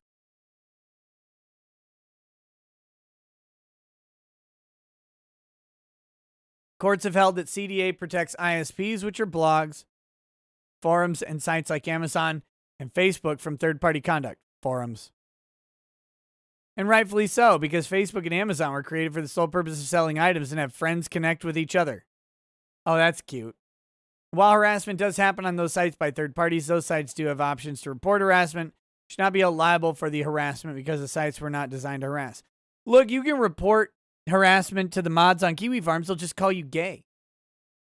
On the other hand, Kiwi Farms was designed to harass, which is even said in Moon's very own words, to make fun of people, to treat them less human by referring to them as lolcows. Making fun of people is not harassment. We need to make that very clear. I know this is a common problem for people who don't understand the law, but harassment is very different from mockery. While Mr. Moon has put up disclaimers for people not to contact Greer, they still do because Mr. Moon has allowed for Greer's social media to be displayed, which causes users to harass Greer because it's like an open door to contact Greer. Allowing that avails Moon to this jurisdiction. When Moon posted Greer's DMCA letters, some of Moon's users contacted. That's not availing. This is conclusory and has no basis in law or fact. Plaintiff receives about 3 harassing messages weekly in some form. That's it? Oh, damn. Some intimidated Greer from filing this lawsuit on August 27th, 2020 by claiming the lawyers for Moon would ruin plaintiff and that it's not too late to stop. That was sound advice, honestly. Greer also gets inundated with calls from unknown out-of-state numbers, which disrupts his phone. Other messages are from bizarre fake accounts as shown in Exhibit V. As explained in paragraph 67, Moon also partakes in the harassment by posting Greer's messages, asking him to stop and engaging in the commentary. Moon patrols the forums, thus condoning the acts of his users. That's not how that works. So it seems to be a bit of a paradox for Moon to urge civility while condoning the harassment. Disclaimers that Moon posts are decorative. They're put up to seemingly save himself from liability, but he doesn't enforce the rule. As people still contact Greer, Moon allows Greer's social media to be displayed, which causes people to harass Greer. and Moon allows for Greer's intellectual property to be posted, which Greer feels the effects of. And lastly, Greer has posted openly on his social media that he wants the harassment to stop, but the trolls screenshot his pleas and posted onto Kiwi Farms, and Moon would be aware of that. Moon has no duty to stop anybody.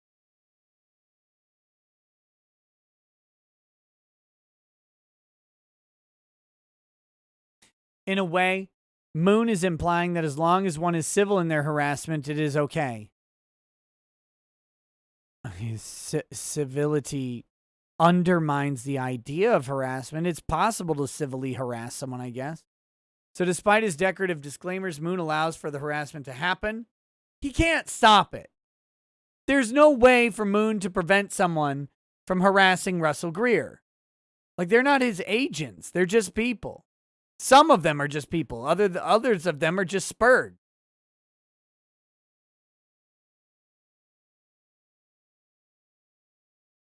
If he truly didn't want people to harass or contact Greer, Moon would shut down his site, or at the very least, he would remove all links to Greer and not allow the screenshots on Greer to be posted onto the site to prevent people from reaching out to Greer.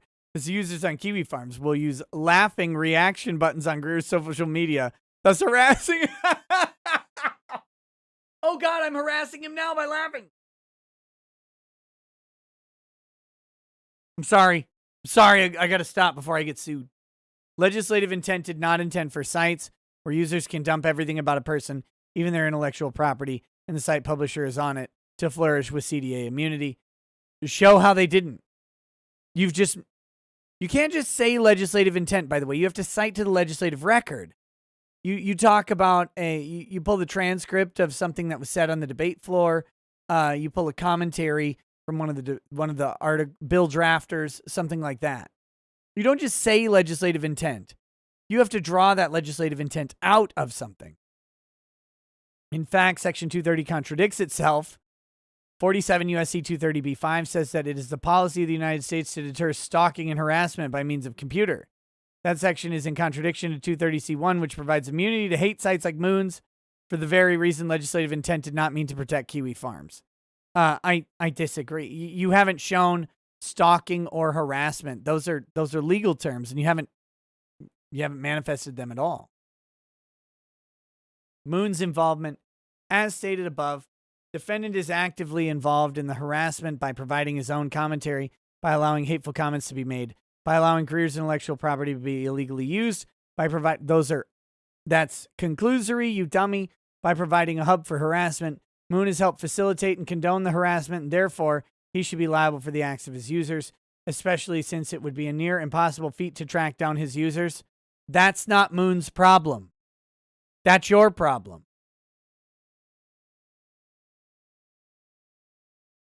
People don't have to make it easy for you to sue somebody else.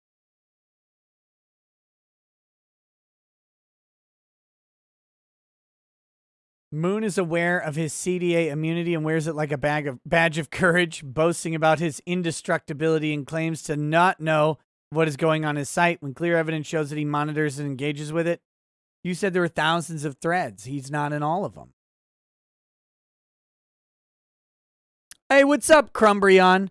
I agree. You tell Pixlexia off. That was good. Because of the two above-mentioned reasons, Mr. Moon should lose his immunity for the harassment and false light claims. Moon has already waived his immunity for the intellectual property claims, even though the CDA doesn't protect copyright infringement. Here's the safe harbor provision of the Copyright Act does, you weirdo. That's what he was talking about. He wasn't talking about CDA. He was talking about the safe harbor provision of the Copyright Act. Contributory copyright infringement. This will be fun. Defendants have actual knowledge of the illegal acts from, among other things, written notification from plaintiff. Defendants have therefore deliberately disregarded Greer's notifications of infringement. Defendant Moon even said that he was waiving safe harbor protections. They would not remove Greer's copyright, which shows knowledge.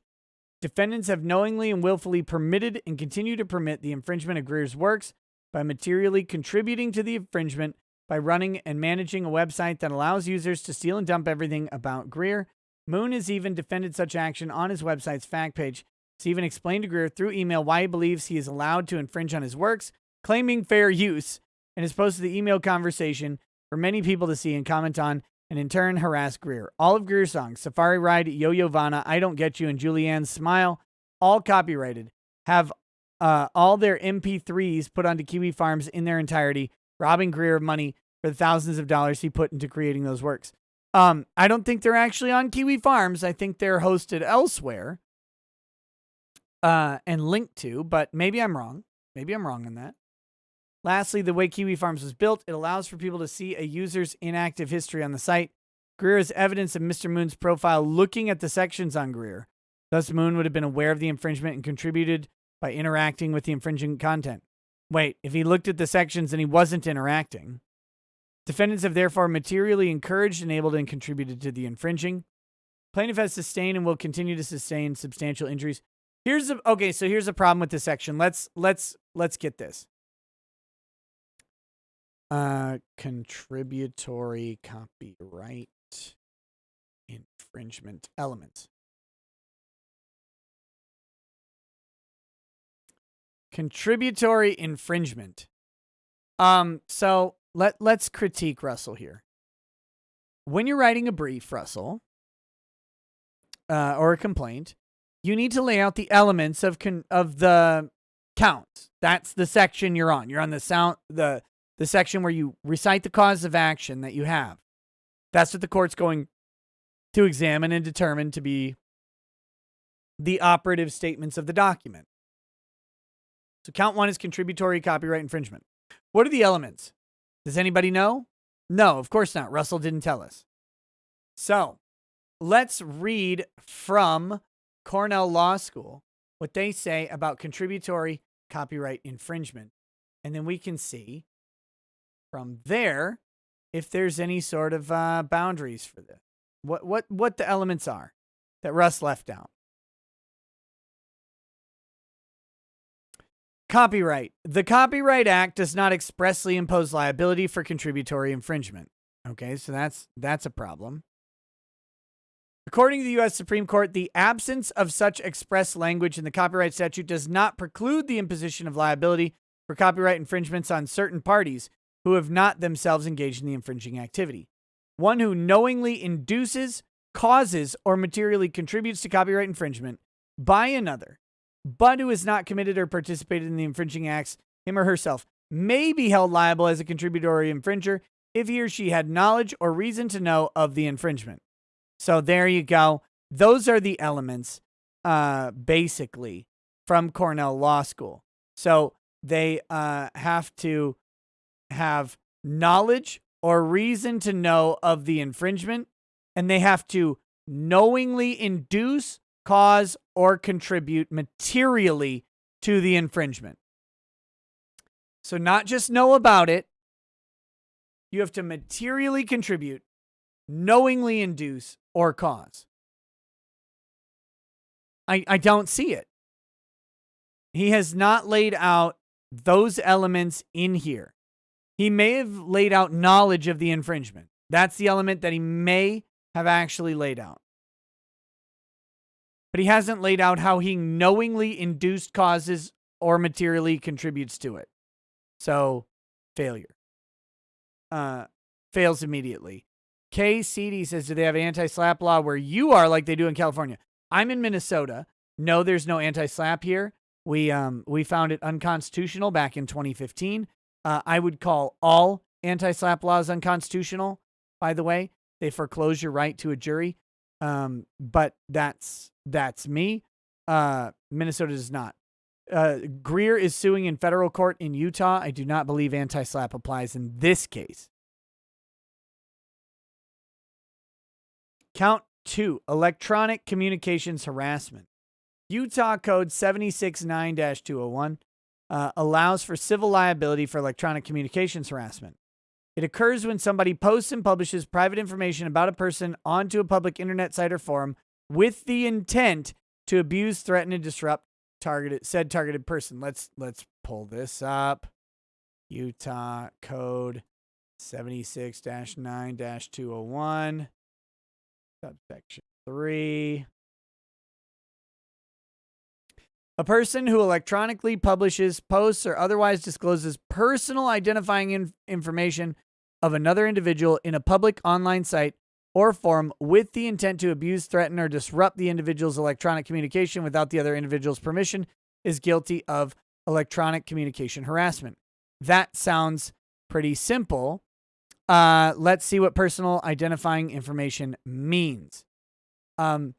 Personal identifying information may include name, birth date, address, telephone number, driver's license, social security number, place of employment, employee identification numbers, mother's maiden name, electronic identification numbers. Any other numbers or information that can be used to access a person's financial resources. So those are the may includes from the identity fraud crime. That's the personal identifying information.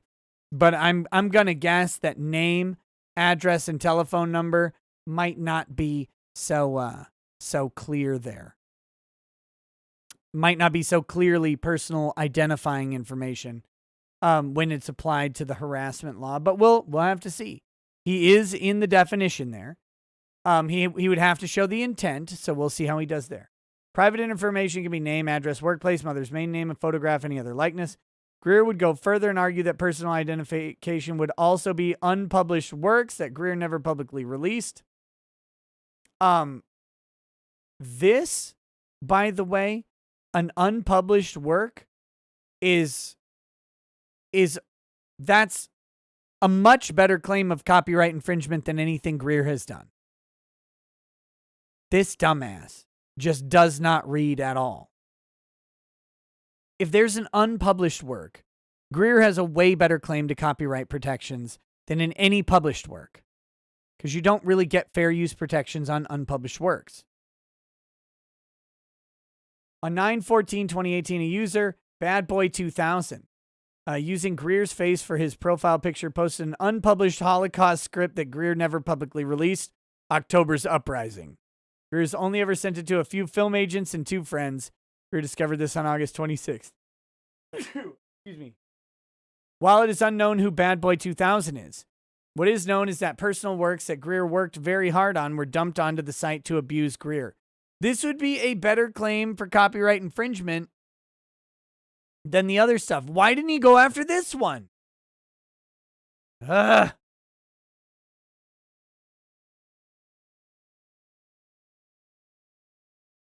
Greer chooses to pursue this as an electronic communications harassment claim to illustrate that the trolls purposely put anything on the site to make fun of and abuse Greer. That's not personally identifying information. Badboy2000 even writes, these are the PDFs that I have, including his books. Mr. Moon has liability upon the second part of what Badboy writes. For the mods, please remove this if I broke any rules by posting these. Mr. Moon, a moderator, never removed it, even though probably seeing it, thus condoning it. This is an easier claim. Just say, they posted my name, my address, and my phone number.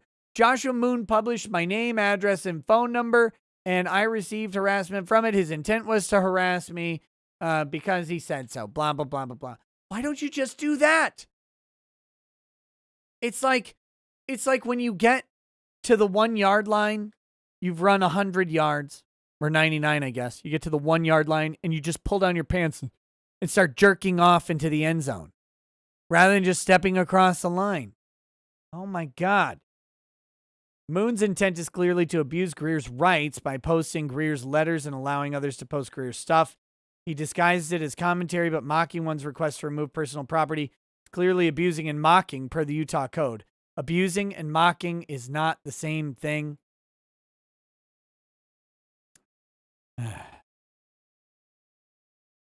I wonder what abuse means in Utah language, in Utah's code. I'm not going to look it up right now, but it doesn't mean mockery. It is also abuse because location on his website, which he posted it, his section, take that off the goddamn internet. The descriptor for the page reads, take down notices and frivolous legal threats the Kiwi Farms receives. Clearly, the page is meant to be abusing those who make honest requests. It's not abuse. That's mockery. And mockery isn't abuse. Again, he has the ammo to at least maybe make a case here. There are thousands of pages about Greer that are rife with abusing comments by Moon and by his users. Did he give those to you? Did he send them to your family? No. Some of whom have posted Greer's baby pictures, such as saying such cruel and depraved things, which Moon has acknowledged of, Moon has knowledge of. Per the Utah code, baby pictures would be private information. Moon and his users where'd they get them? Conduct has caught eyes of local prosecutors who passed a complaint on to the federal agency that handles internet crimes, but the problem arises again with catching individual users and the CDA shielding Moon. This is probably not allowed to be in the suit, and if they wanted to have it stricken, they probably could. Further to bolster harassment, users on Moon's site have contacted members of Greer's family. Again, that's the users, it's not Moon. Those he wishes to do business with, warning them the apparent crazy person they have falsely portrayed Greer to be. More recently, one of Moon's users, a girl named Rachel, contacted one of Greer's vocalists for a hit job article on Greer. Not a hijab article, a hit job. Moon's users have previously published defaming articles about Greer and have weaponized those articles. It's very bizarre. Go after them. It's very bizarre because Greer never listed the singer's real name, which proves they did something illegal to find it, such as intruding upon Greer's privacy. It doesn't. It doesn't prove that at all. Rachel asked the singer what she thought of Greer and said that the singer could hide his identity, implying he could say something nasty. She further mentioned she had other people lined up. The singer was caught off guard and asked Greer about it. Greer was petrified for the mere fact that he never released the singer's name. Greer confronted Rachel and she cited her First Amendment rights, but stalking, defamation, harassment aren't covered under the First Amendment. Trolls on Moon's site, as does Moon, claim protection where there is none. Their rights have infringed upon Greer's right of privacy and his right to control his intellectual property, right to expression without everything he says being put on the site. Wrong. That's not a right. That's not a right at all. That's a wrong. This harassment has been scary for Greer, his family, his friends. Trolls have skewed internet search results to display articles and statements that trash Greer. Some of those statements are things Greer said years ago and have apologized for. Never apologize. Some were said because he wasn't taking his anxiety medicine, and that is why he made the statements. They're true then. You made them, right? Greer is very hurt and very confused why this war of hate is being waged against him. Because he looks different? Because he thinks differently? Because he's been in situations that nobody has given him the chance to explain? Thus why he wrote the book? He just happened to be in a lawsuit with Taylor Swift. Whoa! I slipped and fell, and now I'm in this lawsuit. Wacky! What is known is that Greer has suffered damages and that the harassment is stemming from Moon's site. Greer asked for this court to find Moon liable for the harassment he made against Greer. You haven't shown any. It's only users. Only other people. Greer further asked that CDA protections not be found for Moon. He be held liable. Claim is not preempted by the infringement claims as harassment has been separate from the infringement. False light. To state a claim for false light, the plaintiff must prove the following elements. Giving publicity to a matter concerning another that places the other in a false light. False light would be highly offensive to a reasonable person. Defendant had knowledge or acted in reckless disregard to the falsity of the publicized matter. This will be good. To state the claim fully, Greer will quickly explain the situation. During the summer of 2019, Greer met a girl and they became close friends. Oh, I'm sure this is going to go great. The girl had many issues, some very concerning, but Greer stuck by her because he has issues of his own, and so he had empathy for her. In October of 2019, the girl randomly exploded on Greer and shamed him with her religion. Greer had no idea what was going on. He had a panic attack and tried reaching out to her to see what was wrong. Through the course of 3 months, Greer sent the girl very polite emails asking if she was okay, and some of those emails were misconstrued against him. Oh, no, no, no. Oh, no. Oh, no. Look, I just sent her a couple emails. I just sent her a couple emails. In December 2019, the girl finally replied and told Greer to stop, and so he did. Greer reached out one last time in January to work things out.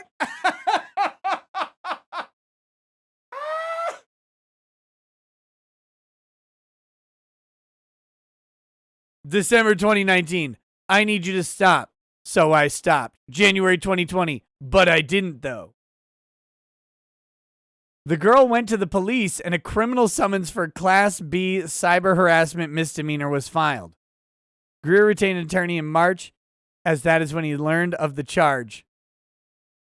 A plea deal was made in June 2020 where Greer pled no contest and was placed on unofficial probation.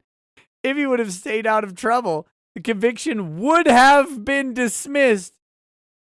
If he would have, the conviction would have. 2 weeks later, the girl's lawyer filed a motion to reconsider the judgment. A new hearing was granted. The girl gave a very one-sided, misleading version of events. Greer wrote a note to his attorney during the hearing that she was twisting the truth. Greer didn't have a chance to share his piece. Because of her testimony, the judgment was set aside and the court wanted Greer to undergo a mental health evaluation. Greer was very fine with the mental health evaluation and the deal. Greer contacted a mental health center and inquired of the costs on July 21st. Greer and his lawyers were fine with the costs and ready to present their mental health plan to the judge. On August 4th, a day before the third hearing where Greer would have made a no contest plea and accepted a mental health eval, Mr. Summers, the prosecutor from Orem City, Utah, sent Greer's attorney an email stating that he had learned new information about Greer, assuming a troll harassed the prosecutor with slanderous information, so he was throwing out the plea deal and would make Greer accept a guilty plea with very extreme conditions, not just a mental health evaluation. Greer has not yet obtained permission from the prosecutor to show the email, as he isn't sure if it is legally privileged communication. Greer, stop! No! A prosecutor sending you an email is not legally privileged. What are you talking about? That's not your lawyer. That's the lawyer opposed to you. What the hell? And it'd be your privilege anyway. You dummy. The privilege is held by the client. Attorney-client privilege is held by the client. The client can always waive privilege. They shouldn't, but they can. Oftentimes they do by mistake. It's not held by the attorney. I cannot stop my clients from sharing words that I share with them. They can stop me from sharing words that they shared with me. That's how it works. The prosecutor can't stop shit.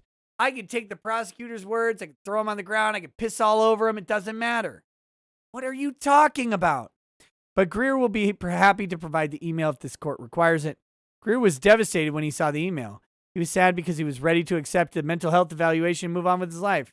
He was mad because Moon's users once again harassed somebody connected to Greer. You haven't actually shown this, you just assumed it. On August 5th, third hearing was held and Greer's attorney informed the judge they would go to a jury trial because Greer could not plead guilty with the added conditions. Trolls watched the web-based hearing, took screenshots of it to ruin Greer. These facts set the false light claim into two claims for false light. Okay. I guess is refusing medication. This is one of the claims. This is not laid out correctly. This looks like a separate count. Because the trolls didn't see the prosecutor email and because it wasn't mentioned at the third hearing, they began recklessly and falsely saying that Greer was refusing mental health treatment, thus portraying Greer in a false light and presenting Greer as the unstable character they've painted him as. There's a 2-page thread claiming Greer didn't want a mental health evaluation. Even on the day after the trial in the news section of Kiwi Farms, it announced that Greer was going to a jury trial because he didn't want an evaluation. On August 20th, Defendant Moon stated on the thread concerning Greer's third hearing, he's going to be going onto a random YouTube show, and he had asked for the cliff notes about the case, Exhibit A1. I wonder whose show it was. I wonder what show it was.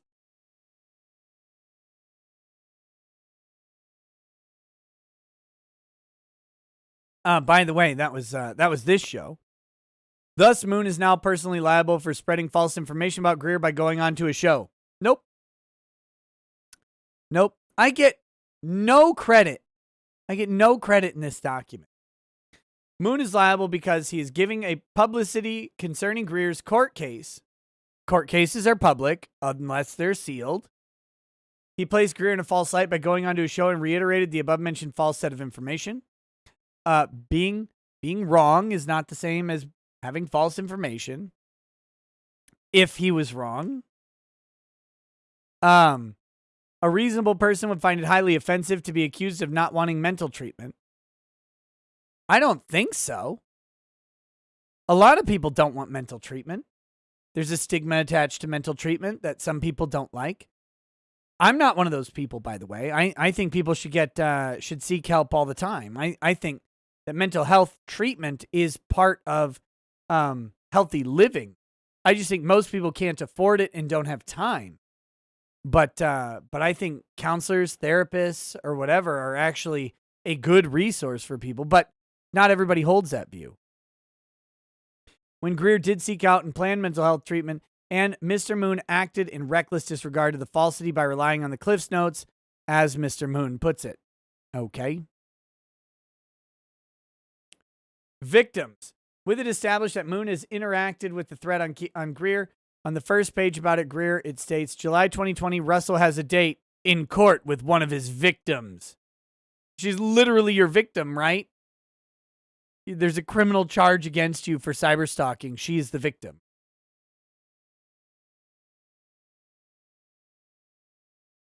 Mr. Moon has surely seen the statement and has clearly interacted with the case by going onto a show to talk about the case.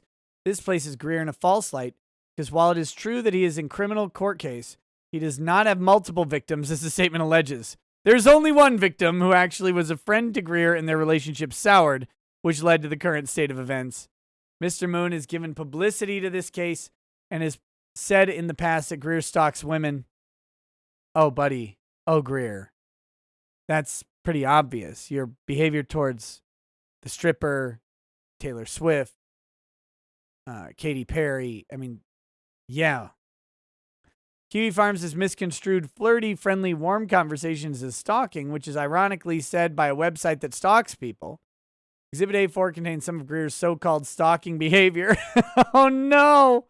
In the exhibit, it is plainly seen there's respectful conversation going on. There is no perversion, no harassment, no belittling. Ooh, God. Greer has reached out to female celebrities to impress, which is normal for fans to do.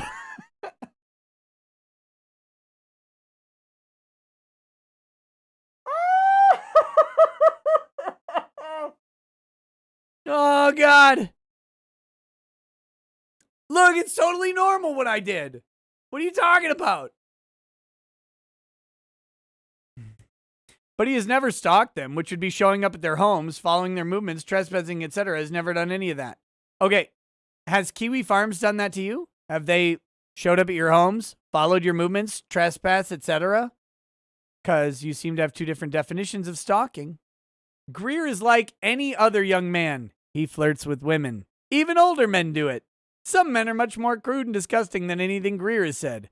But to single out Greer's behavior is ignoring the millions of others who do the same thing, puts Greer in a false light that he has many victims. Mr. Moon has recklessly allowed for that statement to remain on the front page and has spread that Greer stalks women in the past. Greer can't find the exact page as there are thousands, but he remembered Null talking about Greer on a thread. Definitely happened. I can't show it. I found all the other stuff, just not that one. Dear, oh, dang it. He could find it if it was satisfactory to this court. Oh, yeah, if you just ask me, I will. Count 4, defamation. Elements are the defendants published the statements. Statements were false, defamatory, and not subject to any privilege. Published with the requisite degree of fault, and they resulted in damage. Plaintiff uses the allegations from his false light claim to also claim defamation. Moon's users published statements onto Kiwi Farms, and Moon took those statements and went on to a show and published them orally. These statements are false and defamatory because there are not multiple victims. Greer never refused any mental health treatment.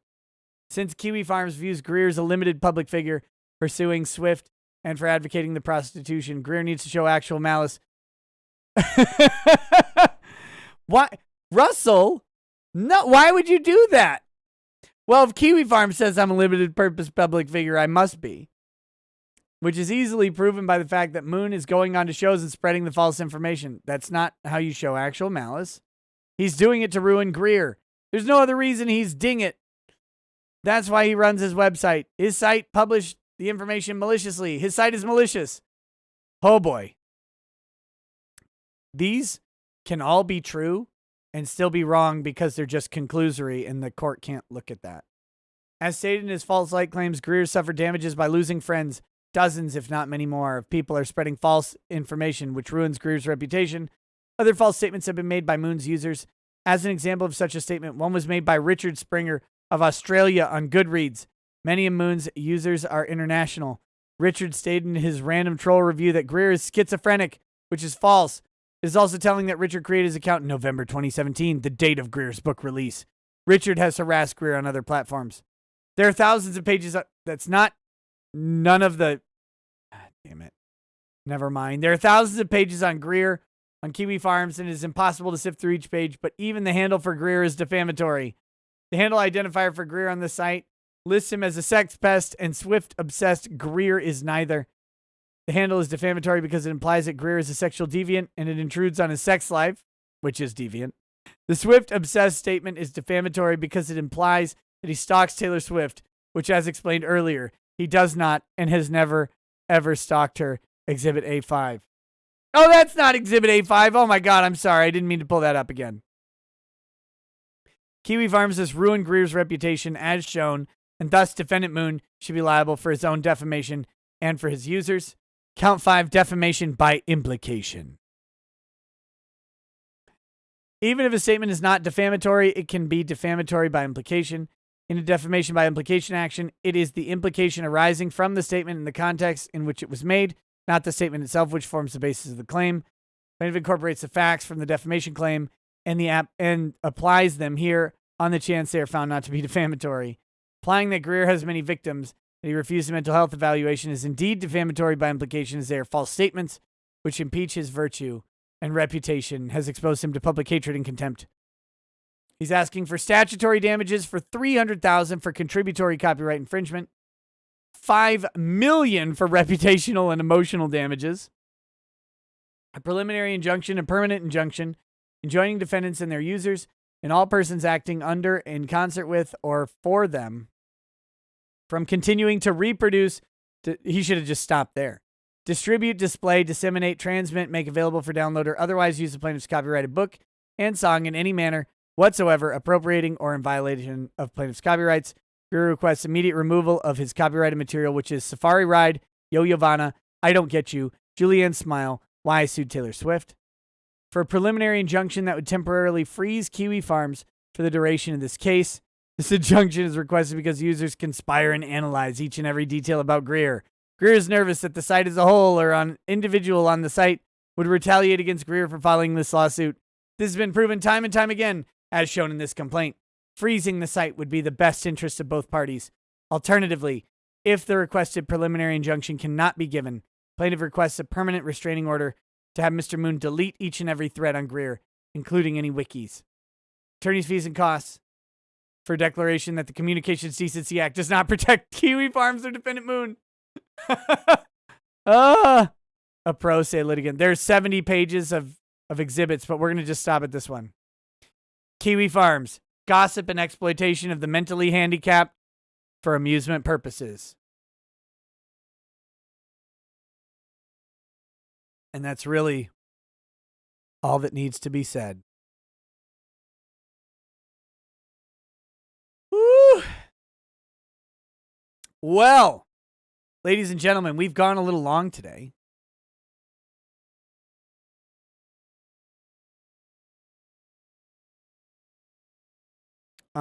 I don't know if he's filing this in form of pauperis. I could look real quick.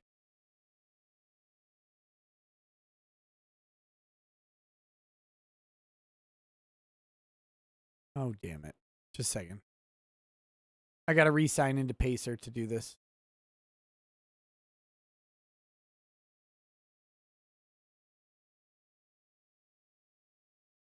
Yeah.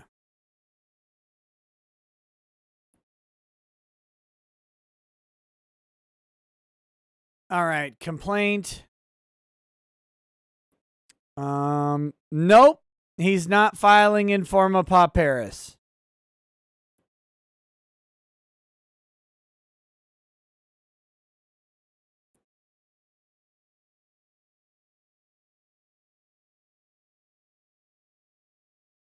But he did serve Joshua Moon on 3/22.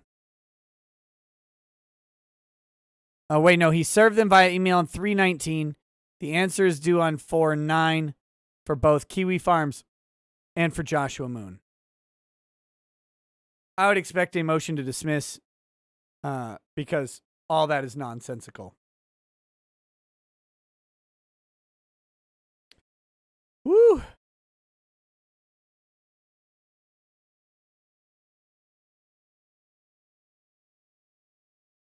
If not, then Josh can go for fees. I mean, he's not filing in form. You can go after fees on someone who's filing in forma pauperis as well. You can get a judgment against them, and hold that judgment because maybe they'll win the lottery or something. But that won't prevent him from going after fees. I don't know that he's going to get fees on this one. This should be dismissed for lack of personal jurisdiction. Like that's the first thing I would do. Say, Utah has no jurisdiction over Joshua Moon. He's never been to Utah. He's not in Utah. His business isn't in Utah. He has no ties to Utah. He doesn't send anything to Utah. He's never done anything in Utah at all. No personal jurisdiction. Dismiss the case. Then Russell has to file it again somewhere else, and he has to get that court's permission to sue again or to serve by email again, and it's just a mess.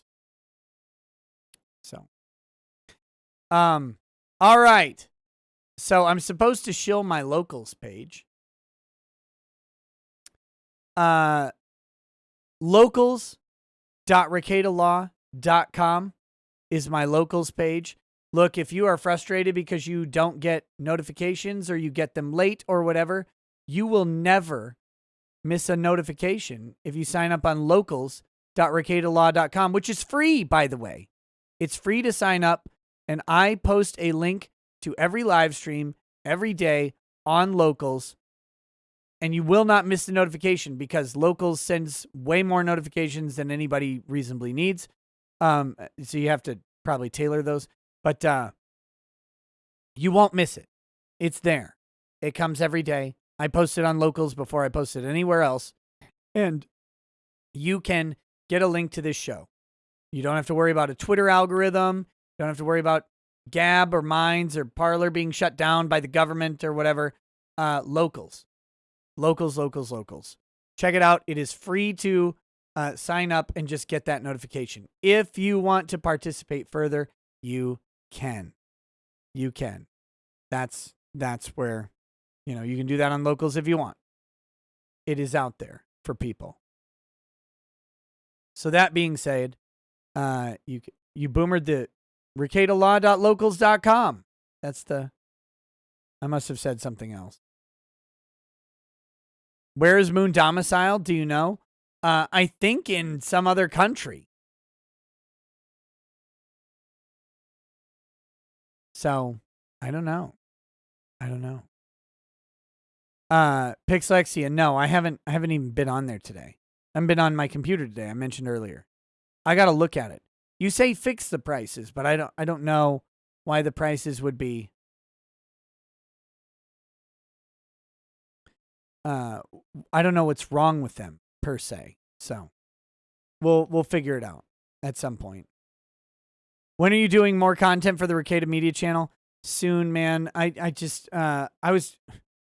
kind of wanted to do some today, but I've been just so flipping demotivated today because of the weather.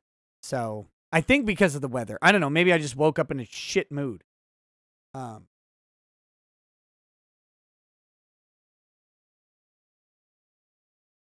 Sheila Allen may be, but Locals doesn't really work in the same way that those other places do. So I don't know because they don't host the monetization or anything like that. So it's not the same.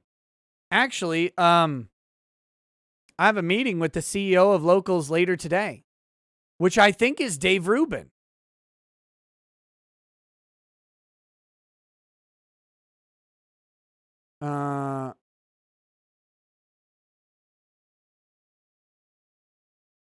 Oh no, Asif Lev is the president and CEO. That's the president and CEO. Dave Rubin was the co-creator, but the other guy is the president. So I have a meeting with the president of Locals later today. So that'll be fun. I would like to talk to Dave Rubin at some point, but apparently he's not the CEO. So it's the other guy that I'm talking to, which is great. This is why I like locals. For me personally, I've been on all kinds of platforms for all kinds of time. Only two have ever really reached out to me to talk personally, and that is YouTube and locals. Patreon has not. Subscribestar has not. New Project 2 is a little bit different because that was Dick Masterson. But, Patreon and locals, or not Patreon, fucking YouTube and locals are places where I have direct contact with the company. And that makes a whole big difference in how you approach doing business. As you guys know, when you guys do business too. Can you mirror YouTube uploads to locals?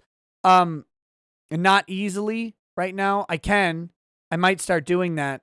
My YouTube uploads are mirrored currently on Odyssey, if anyone wants to go there. But I am trying to get off of Patreon entirely. I'm trying to get off of Patreon and Subscribestar. I don't want to be on them anymore. I'd like everybody who is on those sites to move to locals. It would really make my day. So that's great.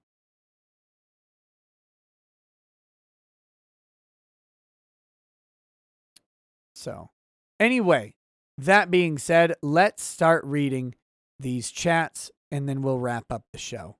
Locals sounds like a lawyer dating site. I know it does. Salt Miner says, one day I want my own fan club of cluster B resentful stalkers who hang on my every Twitter post pretending that they're not obsessed and have lives just like you. I didn't even pull those up. I didn't even pull them up. I was gonna do it today. I'll do it maybe tomorrow.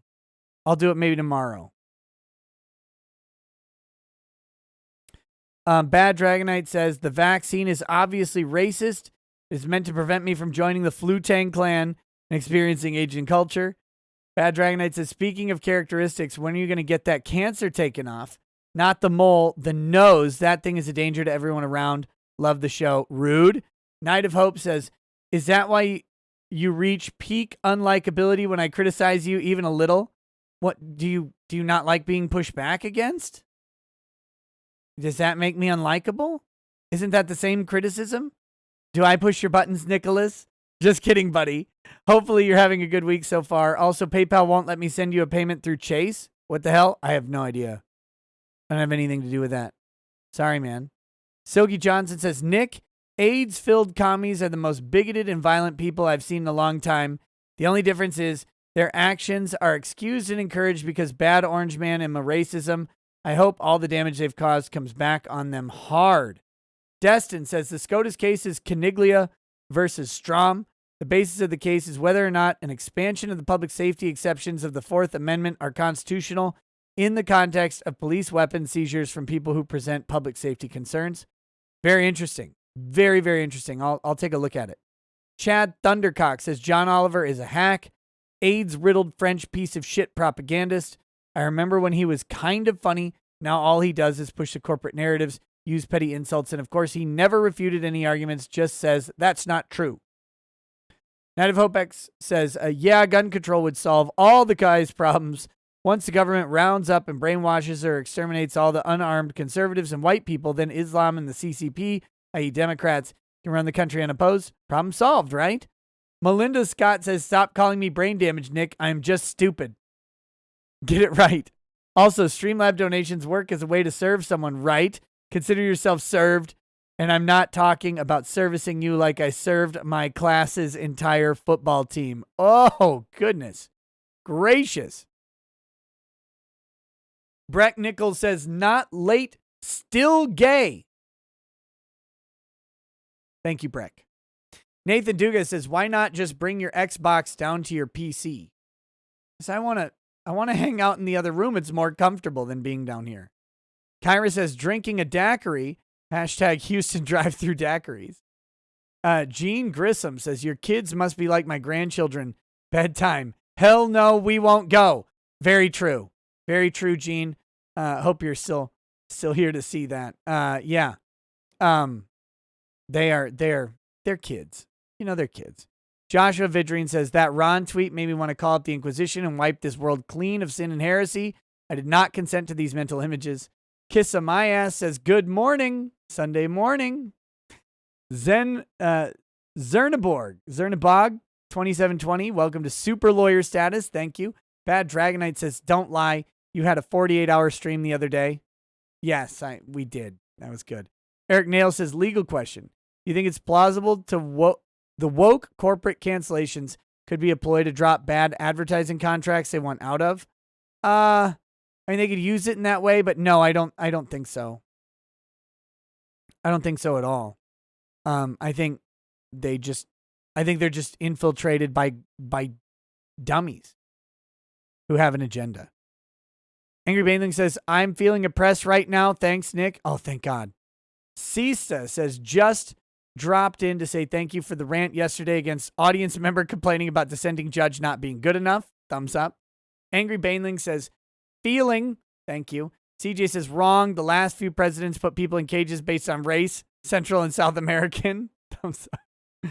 Aaron Mandujano says, say my name. Okay, Aaron Mandujano.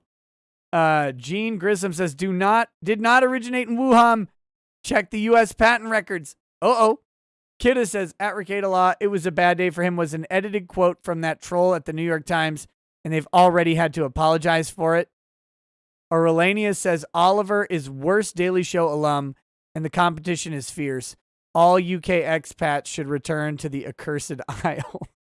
Lorgar Apologist says, chaos draws closer. Where's your God Emperor now, Whiskey Man? Call to him. Meet the silence that follows. Magnus did nothing wrong. I agree. Vulcan's Pepsi.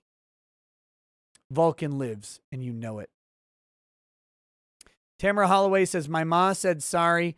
I was right about there being a reason the media was hiding shooter's ID, though I wasn't saying he had to be Muslim. Turned out. Vexner says, I don't know if you've gone over this issue in passing or would want to. Canadian dad was charged with family violence for referring his girl as she, her. I saw that case. I haven't really talked about it. Mom transitioned her at 13 years. Dad had no say. Future of the U.S. That is child abuse, period.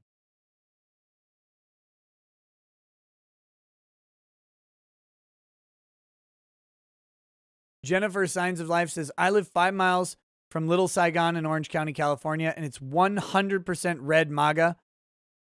They held Trump rallies every weekend, and signs, bumper stickers are everywhere. Same all over Huntington Beach. 10 Gen Ken says, assault weapons are already banned in my state, and all that necessitated are weird grips or removable mags on the same guns to make them safe. That umbrella guy says, damn, a shout out without a bribe. What newfound grift is this? Lol, thanks. Hey, thanks, umbrella guy.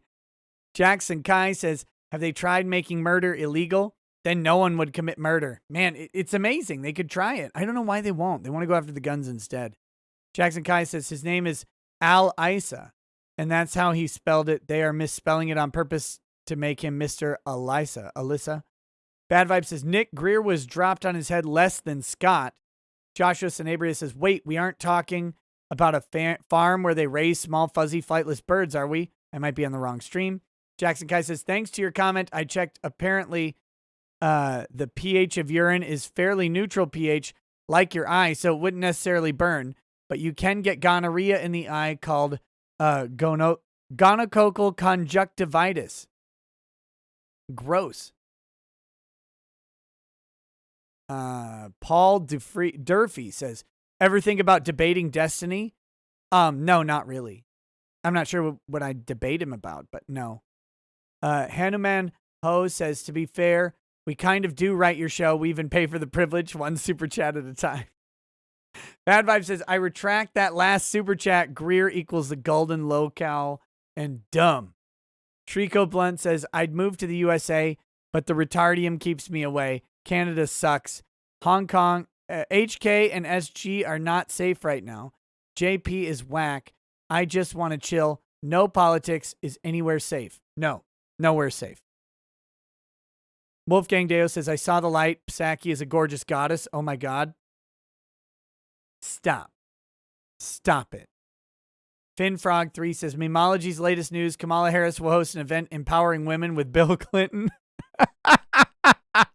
Of course she will. Of course she will.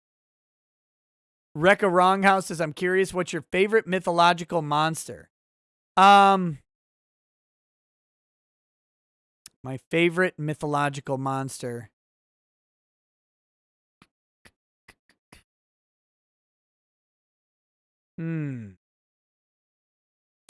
Guess that would depend on how you describe mythology. Let's go with basic mythology. I don't have a strong opinion on this. I like centaurs.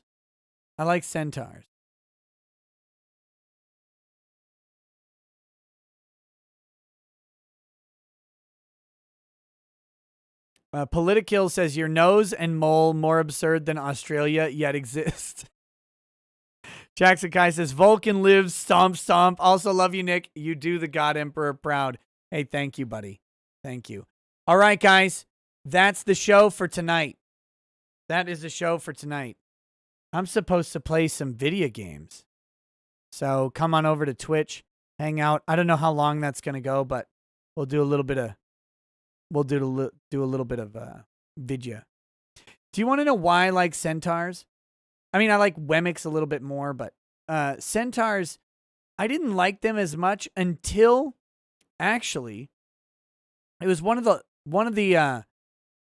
C.S. Lewis movies. Lion, the Witch, and the Wardrobe, maybe. I can't remember if it was that one or the next one. But one of the centaurs was an absolute badass. He had like a two-handed sword, and he was dual-wielding. He was kicking the shit out of everybody. It was cool, man. I also liked them in Dante's Inferno because they lined the lake of boiling blood. And when anybody tries to come out, they're like, lol, nah, and they just shoot a bunch of arrows into them. That's funny. That's a funny job. So I liked that aspect of centaurs as well. But that being said, heels up, don't shoot. Oh, God. That being said, thank you guys for hanging out with me. We'll see you over on Twitch tonight, or we'll see you hopefully back here tomorrow for another live stream, probably fueled by screaming and anger. So we'll see you then. Thanks for being my therapeutic outlet and allowing me to get a bunch of anger off of my chest. I enjoyed it. And I hope you enjoyed it as well. We'll talk to you guys soon. Peace. Peace.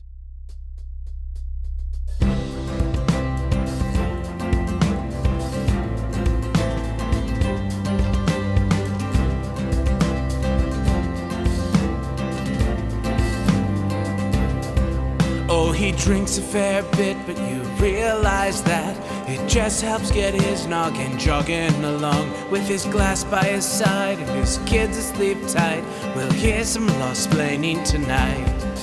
With his microphone muted, we'll laugh at this boomer until he explains it's all part of the plan. Watch his face become redder as he becomes meta, raging at idiots from Twitterland. From the white shores of Maine to the hills of Glenlivet, there's no one who explains the law better than Nick. So pour out a glass for the ones who have passed to make the law what we have now. Oh, his lady is fair, and she handles herself with the grace of one who has borne many children. As the wife of a lawman, she makes sure that he has the time and the place to provide for them there. So pour out an ardbeg, a bow, more a love rug. The spirits flow as the ones who get unemployed. So pour out a glass for the tea post on Twitter as we hear law-splaining tonight. From the white shores of Nam to the hills of Glenlivet, there's no one who explains the law better than Nick. So pour out a glass for the ones who have passed to make the law what we are now. Oh, the guests are all plentiful, from Doug T to Drexel. They bring their perspective and spice to the mix. But the reason we're here and the one that we cheer is the one who is showcasing us